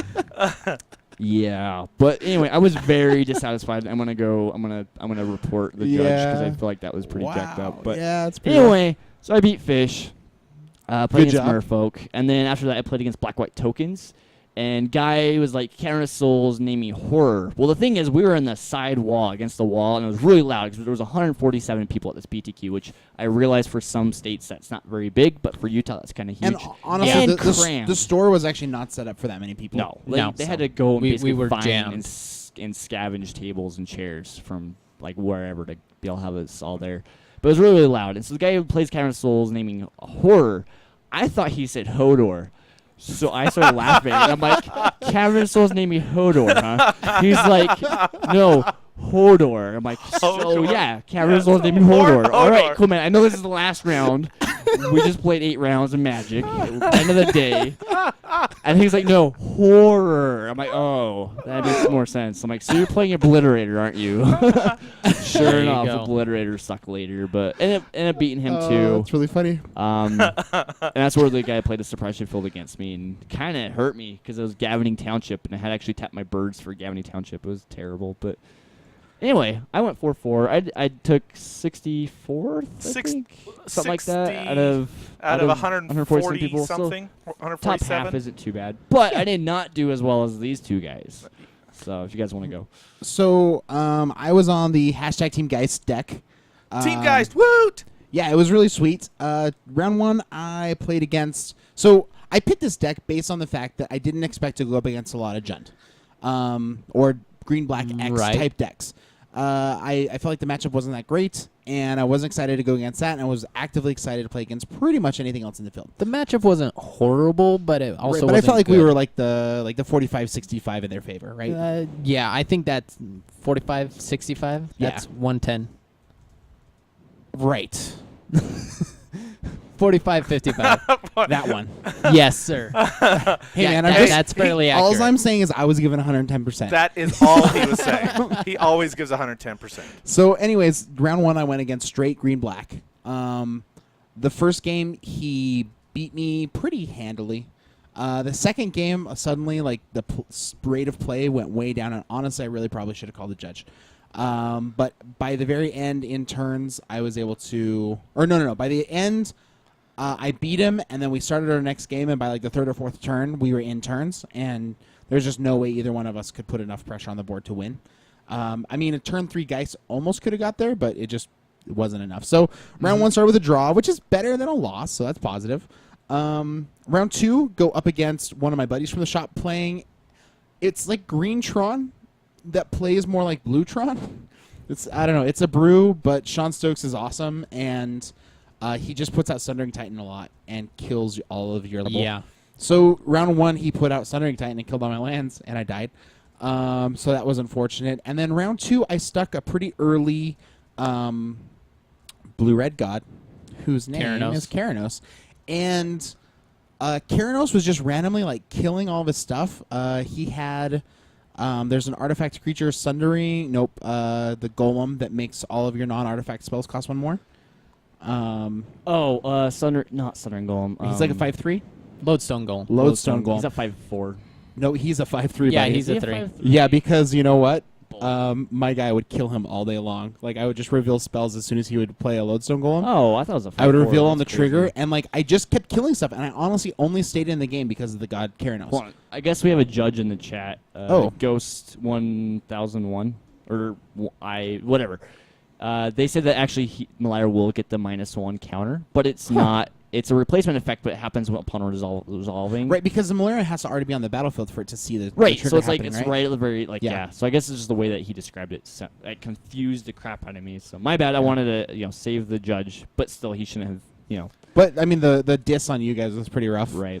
Anyway, proceed. I mean, anyways, anybody that knows you is understandable. went, But we went like basically to time, and like in extra turns I won the second game, and so now suddenly we are both, because we had both drawn in game 1 and now we're getting ready to draw in game 2, and like I was happy enough to just be the headsman the rest of the tournament, and Sean, the great guy that he was, he's like, you know what, man, just take the 2-0 win against me. I'm like, are you freaking serious? That is awesome. Team Geist. So I move on and play traditional Jund. Now 2 out of 3 rounds of tournament, I'm going against a deck that I don't expect to face, stacked out with lilies, and I'm like, oh my gosh, you got to be kidding me! Like, these are bad matchups for me, and I feel like I got a little bit lucky, and I felt like I played to my outs, and again in extra turns, and I swear you guys, I play at a reasonable pace. I just don't bully my opponent at also playing at a reasonable pace, apparently. Damon is too nice for his own good sometimes. Yeah, probably. So anyways, like in extra turns, I think on turn 3, I kill the Jund dude bro with like a bolt off the top, along with like a colonnade bashing through in the air, and like I exactly 7'd him, and it was super sweet. So now I'm 1-0-2, so that's pretty awesome. Go to round 4. Now I'm up against another buddy, Brandon Clarkey. He's on Storm. I advised him to play Storm over Affinity because I didn't think anybody's sideboards would be ready for it, and we were right. And unfortunately, he kept a little bit of a speculative hand in a second game, and so I just was able to beat him pretty easily. He just never drew more lands. He was stuck on 1 the whole time with cantrips in his hand. Like, he just kept cycling through stuff and just never found the land, and I felt kind of bad, but I was also now at this point 2-0 and 2, so I'm looking like, man, this tournament's going really good for me. So we move on to round 5, played against Blue, White, Red Control, and we drew again. So now I'm 2-0-3, so that's pretty awesome. Then I played against Pod and fought hard. They resolved a Sigarda, which was really rough because most of my removal was targeted, and they just kept blinking Finks over and over again. It was like, Finks, sack my Finks, Pod and Restoration Angel, bounce my Finks, and suddenly just both games gained like 12 life. It was just too much for my deck to handle. So, anyways, then played against Blue White Red Control again. There was a lot of American control there. Yeah. A lot. And then played against Pod in the last round and was able to beat Pod. So, Pod I felt like was a pretty reasonable matchup with all of my good sideboard cards, and that's the deck I lost to. And Green Black was the deck that I felt like was a really shady matchup, and it's the deck that I overall had a winning record against. So, I mean, it just goes to show, like, it's up to the pilots, it's up to the draws, it's up to some luck. But overall, I felt really good. I felt like I had a lot more preparation for that PTQ than the last PTQ I went to. Even though we had a lot of people, there was some like crazy stuff going on. The prize pool wasn't all that deep for the number of players that we had. But like all that stuff aside, like I had a blast going and hanging out with you guys. So that was a lot of fun. Oh, absolutely. So, Yeah, it was anyways, a lot of fun. Blades, you had actually a pretty good tournament though. Yeah, it started out looking pretty bad. The night before, like I realized, I left so like half of my bag at F&M. Like I got home and then I was like, my bag feels little bit light, and I noticed so many of these decks that I've been test playing against, I left at F&M, and I left my sideboard strategy there that I wrote down in the back of my notebook and stuff. I left that at F&M as well, so I'm like, so what did you do? This isn't good. So I redid my sideboard strategy. I took like an extra hour. I got to bed late, and I reported that in a new notebook. And I texted my buddy who was luckily enough still at the shop to grab the stuff that I had left. I'm still missing my DCI card, but we'll see if we can get that back at F&M tomorrow. But so that happened, so I'm like, this is horrible, and I get like pretty much no sleep, and I'm just So not good conditions heading into the tournament. Yeah, and then me and my buddy Travis, we wake up early, and go out to breakfast early, and we start talking about the metagame and everything, and we're having a good time, and then we drive down to the venue, and we're out there. We meet up with Kevin from Rogue Deck Builder, start talking with him for a little bit. Yeah, he did pretty good at the tournament too. Yeah, so. he did pretty good as well, and we had a lot of fun hanging out with him. And we get down there, and everything's fine, I guess. I have a little bit of issues, like registering for the tournament, because I guess my number had issues going through, so that was a little bit worrisome at first, but I got that all figured out. I wasn't even on the page when they called out standings for the first time. Yeah. Oh, wow. Like, Really? I had to go and it was like, I paid, and they're like, sure. Like, put me in the tournament. Anyway. Yeah. 147 people, but go.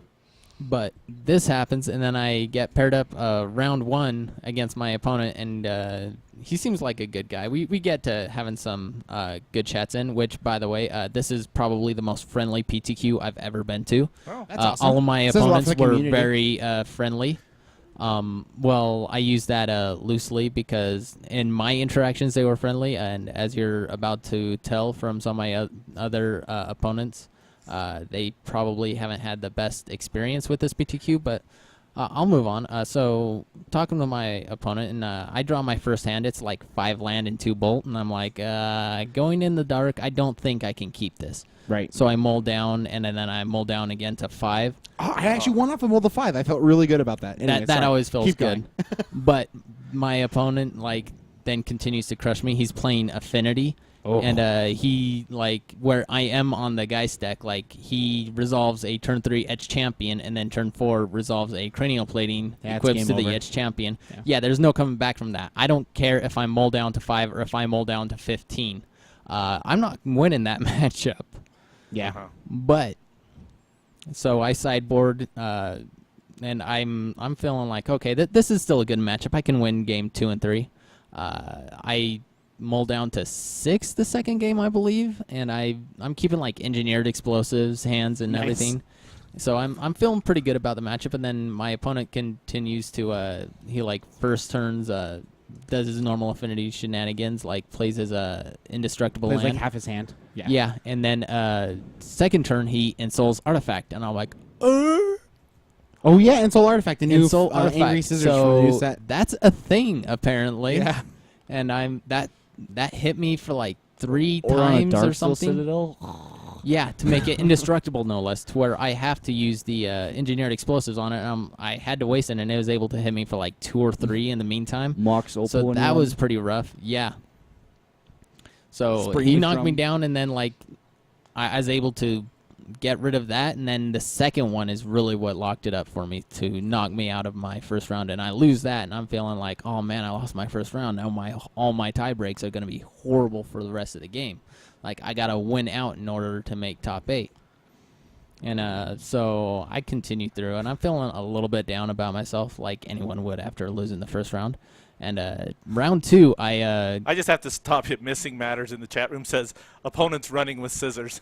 opponent was running with scissors. It He was was. insane. He was running good with scissors too. Running good. Like he Nice. slaughtered me. Angry Yeah. Scissors. But anyway, so round 2, I get paired up against Boggles, and that is another horrible matchup for me. And this whole time, like as soon as I figure out that he's on Boggles, like he turns ones, plays his slippery Boggle, and I'm just bad mouthing my opponent like no other, like in a friendly way, of course. I'm Right. like, of Why are all you decks playing- I could play, it has to be Boggles, doesn't it? I don't care if I Did play you play Storm against- today. Did you play I against don't Sloan, care. or- No, it wasn't Sloan. It was another guy that I didn't. I end can't up believe catching 2 his people at that tournament name. were on Boggles. That's crazy. It Anyway. was actually more than 2. I think it was like 4 or 5. Yeah, there was a few bottle But- decks. That was crazy because I'm like, I was really thinking that I was going to dodge Boggles. This is not a good matchup for me. And he just wastes me the game 1. Game 2, it turns out to be a race format, and he never draws, in any of these games, he never draws any of his lifelink stuff.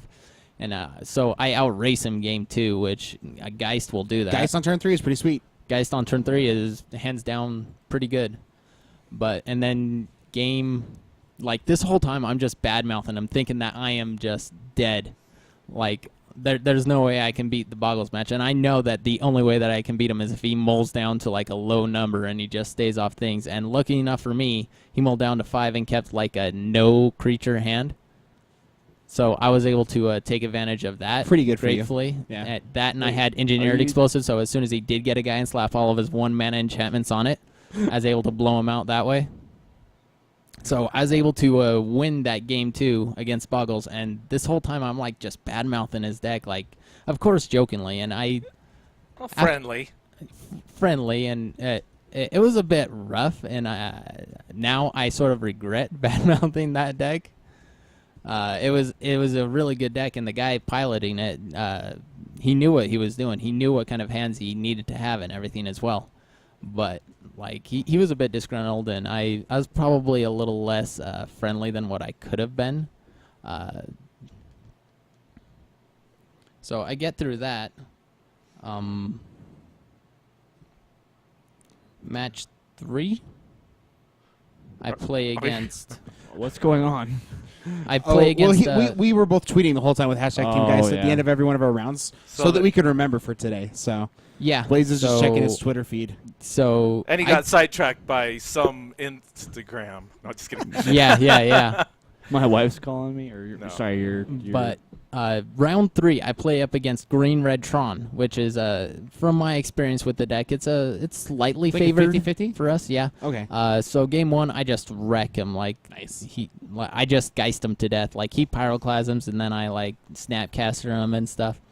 So we go to sideboard, and I sideboard like the big thing that I wanted from my sideboard. The biggest card that was off is I went for Stony Silence, because I felt like all the big decks, Pod, Affinity, and Tron, I wanted Stony Silence for those decks. So I slide that in, and I see And that it was in my actually the opening one hand. difference in our sideboard is you had Stony Silence. And I think it didn't. may have been 2 more. I played a 3rd Counterflux as well. Okay, gotcha. Like that was the only 2 differences.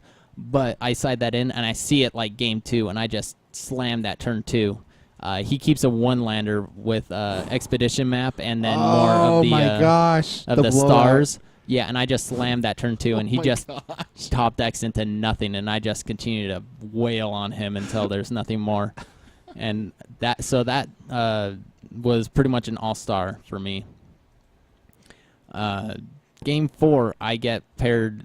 I'm starting to feel pretty pretty good about myself. Like I'm pulling myself out of the slump. But game 4, I get paired up against Jund, and my opponent, he just has all the answers. Like game 1, he lilies me, and I have to like 3 for 1 myself in order to keep Lily off the board, and he just aggroes me out with his creatures and his lands.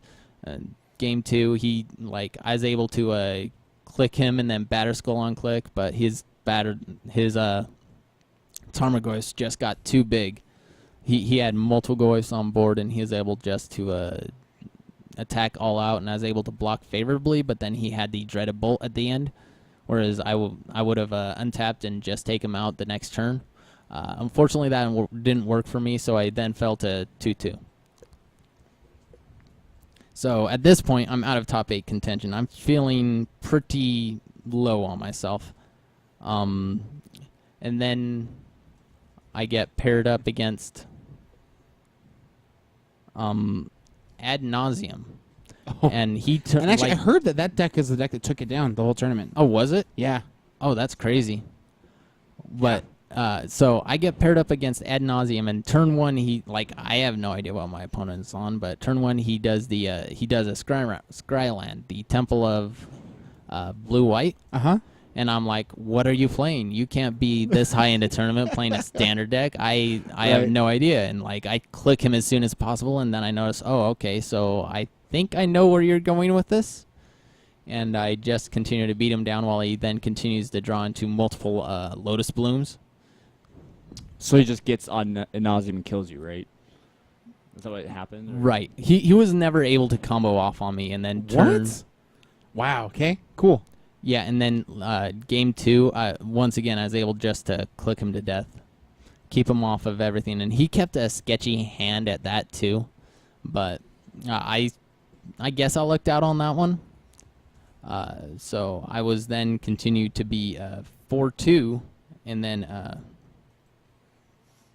So wait, what round are we on now? That was the end of round 5, right? Because you were at 2-2 after losing to Jund. So we're closing in on it here. Yeah. I missed one somewhere in there. Probably. Oh, So I you're played against you're 4-2 at this the point, round then? before that. I did blue, white, red control. Oh, and you I beat played them. that. That's a pretty good matchup for Yeah, us. I beat them. And that's the thing is, I lost those guys. Anyways, keep going. Yeah. So you're well, the big 4-2. thing there is that I've had issues remanding my own spells. Like I fail to see the option, and I was totally able to do it because I go to cast Geist on turn 8 or something, and he's like counterflux that, and I'm like, oh, I can't remand his counterflux, but I can counterflux my Geist, or I can remand my your guys. Geist. That's awesome. Bounce it back to my hand and then replay it that same turn. That felt pretty good. Able to work out the win there. Yeah, I feel like that's one of the big things I liked about playing the Geist deck the little bit that I did was the fact that you can just remand your crap back and then recast it again for Oh no, value. this deck isn't looking good for me, boss. Oh no! There's a counterflux impending. Yeah. But then the round after that, I'm 4-2 at this point, going into the next round, round 7. I sit down and I start shuffling up. I'm shuffling up for a while. My opponent sits down, and then he starts looking through his bag, and he's like, I cannot find my deck. I need to go look for my deck. Holy and he cow. gets up, and then he runs across the room, and then, apparently some A-bag stole his deck. Really? Yeah, because he couldn't find it. He Sorry, thought it was Rich in his doesn't bag. even know what an A-bag is, so that's okay. You just Yeah. keep going. It's a bag of apples, sir. Bag of apples. Continue. So he ended up conceding to me, and I felt so bad because this whole time I'm having a good tournament, and this guy just had his deck stolen. That is right out of awful. the tournament. I believe he was a X-1 at the time as well, so he was still in contention for top 8, and that is really just it knocks you down, and there's no coming back from it. You could tell that the guy was really just beat, and I felt really bad for him. Yeah. And Hopefully he found it. Hopefully it was just misplaced. No, it was stolen. He left the venue without his deck. Okay. So this That is so I'm just that- saying, that- hopefully it was just misplaced, but So It was stolen. whoever did this to this poor guy, I hope you feel bad for yourself. I was unable to play that what could have been a wonderful game. Thank you for ruining his week as well as mine. Probably a long, yeah. Yeah. Thanks for selling his couple $1,000 deck. Wow. Did he say what he was on? He was Oh, on wow. Black Red Burn, Wow. which in that matchup, I know exactly what I need to go for and what hands I need to keep. So it's not a unwinnable matchup by any means. I feel favorable in the matchup, but without a doubt, like I would have liked to play that match. Yeah, I try not to take my eyes off of my stuff, even when no matter where I'm at, because you just don't know what's going to happen. You know, like the little shoe bags that track. Yeah, track the little runners pull use? string bags. That's what I use. I just use a track bag and then. Yeah, I try to throw bring a my smaller bag in the backpack thing. and I leave everything else in And the then car. when I'm Yeah. playing, I don't set it on the back of the chair. I actually put it in between my legs. Yep. And just hold it with my legs while Yep. I'm playing. Yep, that's actually a good idea. Pro tip, people. But so at this point, I'm X-2 going into round 8, so I'm 5-2, and I'm feeling pretty good because at this point, it's a winning into top 16. Top 8 is pretty much locked. All that they have to do is take a draw at this point. So I sit down next to or across from my opponent, and my opponent, he's a really friendly guy. Like we're just chatting, we're joking all the time. Like it's for a game that's depending on 18 packs to the winner. It's really like fairly leisurely. I feel like the whole time we're just cracking jokes like, "Oh, that's a horrible play. You should do this instead." And That's awesome. that sort of thing. My opponent was on Affinity as well, just a base Affinity list, which, again, I feel pretty comfortable in that matchup. That's probably the one matchup that I have most experience with. But game 1, he just knocks me down, and I can't do anything. I don't find it as enough removal for him. But game 2, like I get all the good things because we sideboarded in like 8 cards for that matchup. Wow. It Yeah, was it's true. It was a really good matchup for us, especially post board. And then game 3, turn 2, Stony Silence Again. Yeah. So that was That won you 2 absolutely- different games, basically, right? Like 2 different rounds. Turn 2 Stony Silence Yeah, was like turn 2 Stony Silence just Yeah. ended the game. In order for me to get it to win it, and it was just all gravy from there. Came down to close to time in that last one, but close to time when you're basically an aggro deck and they're on robots is just crazy to me. Oh, well, yeah. when you're playing in a PTQ, Do you know yeah. how many people drew in that tournament? Yeah, There I know. were There was an actually obscene number of So draws. many. Yeah. Like, because people realize, like, it's like F&M. I can take my time. No, you can't. 'Cause But it's modern. The interactions are more involved. At the same time, like when you're in a higher stakes tournament like that, you want to take your time and make sure that you make the right plays. That's true. This is actually probably a bad idea without being conscious of the clock. Right. To where you always want to know, okay, how much time do I got left? And I knew at the end of the first round that we were 20 minutes into the round, so I'm like, okay, we probably got to pick this up. And I told my opponent, hey, we only got half an hour for these next 2 matches. And if you guys We draw, should- neither one of you guys are going to be in prize. So. Right. Picking Yeah. up. So we're getting close to it, and then after the second match, we had 10 minutes left, and I'm like, okay, we really got to bust through this. And then Turn 2 Stony Silence, game over. yeah, Blades and is the winner.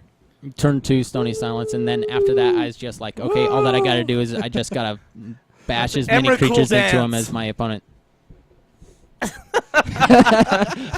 And for those of you who are like, what the heck just happened? Just watch our YouTube video. That's what we call the Emrakul The dance. Emrakul dance. But yeah, there's just pretty much no coming back from Coming this to a club turn near 2 you. Stony Silence, especially after they drop their whole hand on the board after that. Ladies I love the Emrakul dance. Yeah, I was able to finish that up in a timely manner after that. The whole time still joking with my opponent and everything. It was really good matches. I highly this is probably my most favorite PTQ I've ever been to outside of somebody's deck being stolen. Yeah. We had actually a fairly large group up there with us, and even though our group wasn't too successful, I felt well. You got 15th place or 14th. Yes, 14th? I ended up Kenny in took 15th, Kenny took 15. All right. Top- So we Top what? top 16. Top 16. That's yeah, we had 2 guys that were basically loosely in our group. I I mean, think Blades and somebody Kevin else, took top 18th, 16. didn't he? Kevin took 18th. I took I think 34th. he took Rich was 18th, right? 64th. See, for those of you who don't know, actually Kevin from Rogue Deck Builder came out and hung out with us too at Yeah. the PTQ. Yeah. He was championing the Martyr Sands, the Soul Sisters, Soul Sisters, yeah. Sisters deck. which, oh my gosh, it was kind of took some people for a while. There were some people. Yeah, Actually, awesome. all of his opponents were like Ross mono took ninth. grumpy. They were all pissed off at him the entire time. Oh, Ross took ninth. Yeah, Ross Ross took took ninth. wow, he- that's He was probably bummer. one of my bigger test partners Wow. during this, and he went Tron, right? Yeah, he was on Green Red Tron, and he won every single Scape Shift match that he played against, which should not happen in that matchup, from what I understand. Yeah, so Scapeshift actually was the one big surprise to me of the tournament. There was a lot of Scapeshift especially decks at the higher at the tables. PTQ. Yes. Like I was very surprised by that. So, anyways. Yeah, that was one that we were hoping to dodge, and it was actually a fairly large list. Yeah. Clarky was playing Storm. Yep. Blew tons of people out of the water with Was that that- too. You had a statistic. You put together this Team MTGYou's total record, and what was it? Well, I put our team Geist together, and we were like Oh, 10, Team Geist. Yeah, we were like 10-3-3. Yeah, I wasn't included. Yeah, you're not really sorry. included with that. 'Cause we Yeah, don't sorry. have that's probably cards for to the be better. able But to like meet Team like Geist. 10-3-3 for Team Geist is like that's a pretty sweet record. That is actually really and actually, good. the same weekend, this last weekend was also GP Boston, and so the guys that we like, Scotty Mack yeah, and those his guys friends, all went to day two. they all day Yeah, two'd they all with day the two. team. Every I one believe of they them. all moneyed as well. A Yeah, couple of them went just- money, yeah. just ridiculous. So that is So, pretty. I think at least that 2 of the is- 3 of them did, but Yeah. yeah. So is that pretty much everything on our draw step? Yes, that is combat everything on our stuff. combat phase. That's what I meant. Duh. Oh, are we go? Can't we go back, guys? I want a time walk. No, just kidding. Just kidding. I'm Rich still goes. down to bragging about my top 16. Okay, and so let's go to second main phase. Second main phase. That's what I just said. Anyway, so we're getting to the end of the to the podcast here. We did have a little bit. Anyway, any of those? Where do I start? I have a couple of emails from Friend Peter. From Peter. Pop culture. I think Yeah, he and was in we'll the just- chat earlier. I don't know if he's still there. And we'll just summarize them really quick. He basically says, "Hey, why don't the people that make Duels of the Planeswalkers just do Moto?" You know, actually, it's interesting. Moto, the new beta, was started by That's that same right. design team, that same Yeah. group. And we have people that are just complaining about it endlessly anyways. So I think that maybe one day in the future, 3-4 years down the road, maybe that will happen. I think that it takes a long time to get there, though. Anyway. Well, we talked about that last week, didn't? Or no, I wasn't here last week. The week before that, where we were talking about like just the amount of like programming that could possibly go into like just Duels of the Planeswalkers on Right. its own, and not to mention Moto, right? So Right. it'd right. be pretty sweet to see. Yeah, in the but near it future, does take but- a lot. A lot of the Also- card interactions go into Duels of the Planeswalkers, and so it's all programmed right there on site. Whereas with Moto, a lot of it's on server side, so it gets transmitted over the interwebs. Yeah. So And a lot of people have been streaming the duels too. I've noticed. I know Kevin started streaming some of the duel stuff, and so I think I remember one of his guys. I think his buddy from Germany is doing it or whatever. But yeah. anyway, so And then he also he sent us in. I just want to shout out to him because he's good at sending us in emails, and all of you guys can send in emails too. We'd be happy to hear from you, read your comments, respond to them. We just it's the MTGU, right? yeah, no, it's MTGU podcast at gmail.com. right, and all of our contact information for our many social medias that we're a part of, you can just all find that at mtgu.com. Yes. We do have one brand new iTunes review. Remember, if you do give us an iTunes review, you go into a drawing at the end of the year. Our good friend Judge Jeremy is giving away one of his GP playmats. This is true. And so if you give us a 5-star review on iTunes, you will be entered in that drawing, and you get your pick.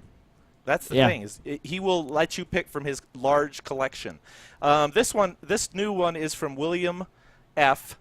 5-star review. Great show for new players. As a new Magic player, MTGYou has been a great place to learn about how to play and different strategies to use. Plus, everyone has great banter and is entertaining to listen to. Give these guys a try. So thanks goes out to William F. for that, and you're entered into our drawing. Thank you very much. We're now at and it really- 27 5-star reviews. Wow. And it really is kind of hard to kind of tie together why these are important. Really, when people search for Magic podcasts on iTunes, we think we have a great community. For you guys who are listening to us, who interact with us on Twitter, we think you're all fantastic people. We'd like more people to interact with all of us together. And so when you give us 5-star reviews, when you follow us here on Twitch, when you subscribe to our podcast, when you go and subscribe to our YouTube, all these things really just help us be more part of the community. And we're just really about trying to be a positive force for Magic. I think there's like a lot of negativity that exists out there. And we're here to counter that. And yeah, we're just we are guys who enjoy playing Magic. Like none of us are pros. None of us are super awesome or think highly of ourselves that way. We just Except for Blades. we just love this game and we want to hang out with people who love it too and just kind of do life together. So thanks for everybody who just has subscribed to the channel and everything else. And please continue to do so. Thanks for hanging out, there's some sweet perks to doing that. We have another cool contest going on. We have a contest going on as we speak right now, and the prize for that is a brand new Nisa World Waker. It is pretty sweet. It is mint condition. She's $40 right now. Oh my god. Yeah, and let me find that picture that you. So the idea is that we've zoomed up on a Magic card, really, really close, and we're slowly every couple of days or every day or so. I'm at second zoom level. We are zooming more. Throw it up on the screen right now. And every time we change the level of zoom, you guys can submit a guess of which Magic card you think it is. You can actually once a day. You can. Oh, once a day. Once okay. a day, you can. If you retweet the tweet that we send out to all of your followers, you actually can have two guesses in a day. And I mean, like if you tweet it. I don't know, James. You're going to show them on it's pretty. This is the current one. Yeah, it's pretty Guys, zoomed up. I am going to be sending out a little bit. If nobody gets this one tomorrow, I'm going to be putting out another one. Actually, it's an elephant. Do we want to do it on live? It's an elephant. No, That's we my probably guess. should do it live. My That's guess is bad. elephant. Elephant. No, it's an elephant. Llanowar. So that's Squirrel. that is currently the Zoom. It's We've a had retro several. So copter. feel free to tweet us. But I haven't had as many guesses. people guessing as I want. I want people out there guessing this thing. Take the chance. Subscribe to us on it's at the MTGYou. Send us follow us and then send it to hashtag MTGYou Zoom. The contest is how to win is up on the website. Somebody maybe. I already linked both. Did all you? the things. Perfect. Thank you. Anyway, that's the contest. Moving right along. Next is poll of the every other few weeks. Whenever that we feel have. like. whenever I get enough responses, then this one we've already had 11 responses, and this is really interesting. The question is, do you like the MTGYou stream with? Do you like the MTGYou stream the video or of the podcast, which is really poor English. I good at English. Sometimes we caveman here, and Yeah. it's just fine. But this is great. I mean, actually, I'm actually a little bit surprised. I have no no's. I don't have any no's. I have 10 yeses, and I have one. Either way is okay with me. Cool. So that's good. I'm going to leave that up for one more week. If you want your input, go ahead and just go to the website. And on the right-hand side of the website, there is a place where you can vote. Yep. I appreciate every vote. Somebody just went and voted no. That's awesome. That's actually me. That was Blades. That was me. I was literally looking at just me trolling like, Yeah, like it he actually does. no. It's so funny to from He doesn't like the video, but that's I'm okay. not fond of the video. I'm actually a podcast guy myself. I do, however, highly enjoy the Fight Club. Yeah, so you know, I am a huge fan of the Fight Club. Both While we have it up, our Fight Club and the Fight Club. for you guys in Twitch world, as soon as we're done with this podcast, and we really are wrapping up right now, this is the end of it. We yeah. will be running a couple of games of Modern. So feel free to stick around for about 10 minutes. We'll get some games of Modern going here pretty soon. Yeah. And we're actually doing some pretty budget Modern decks. So if you're looking to break into the format, both of these decks, I think you could probably put together for around $100 or less. Mhm. And anyways, great entry levels of the format, and I think they're going to be really fun interactive matches. So And let me just say, those of you that are watching us right now, if you're not currently following us, do so. We stream on Thursday nights. We stream first. We have a game, either modern or standard, and then we do our podcast stream, and then we do another stream. Yeah, Of and if there's modern or any standard. decks So- you guys want to see played. Right. So we're here Understand. on Thursday nights, and we love doing this, and it's a mixture of watching, playing games, and like the conversation you see here. Yep. So and if there's please any deck, like we said, that you guys want to feel see, free to- we have the ability to put that together for you, and just kind of look at Except some for Mono Blue interactions. Tron, you can go home.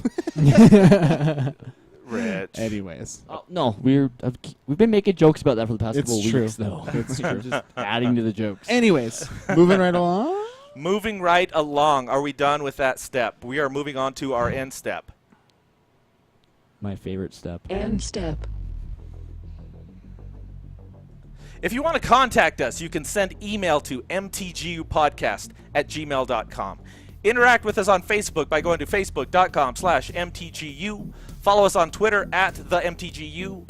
Catch us live on Thursday nights on twitch.tv/mtgu. Subscribe and like us on YouTube. Find us on YouTube at youtube.com/themtgu. We're also on Stitcher.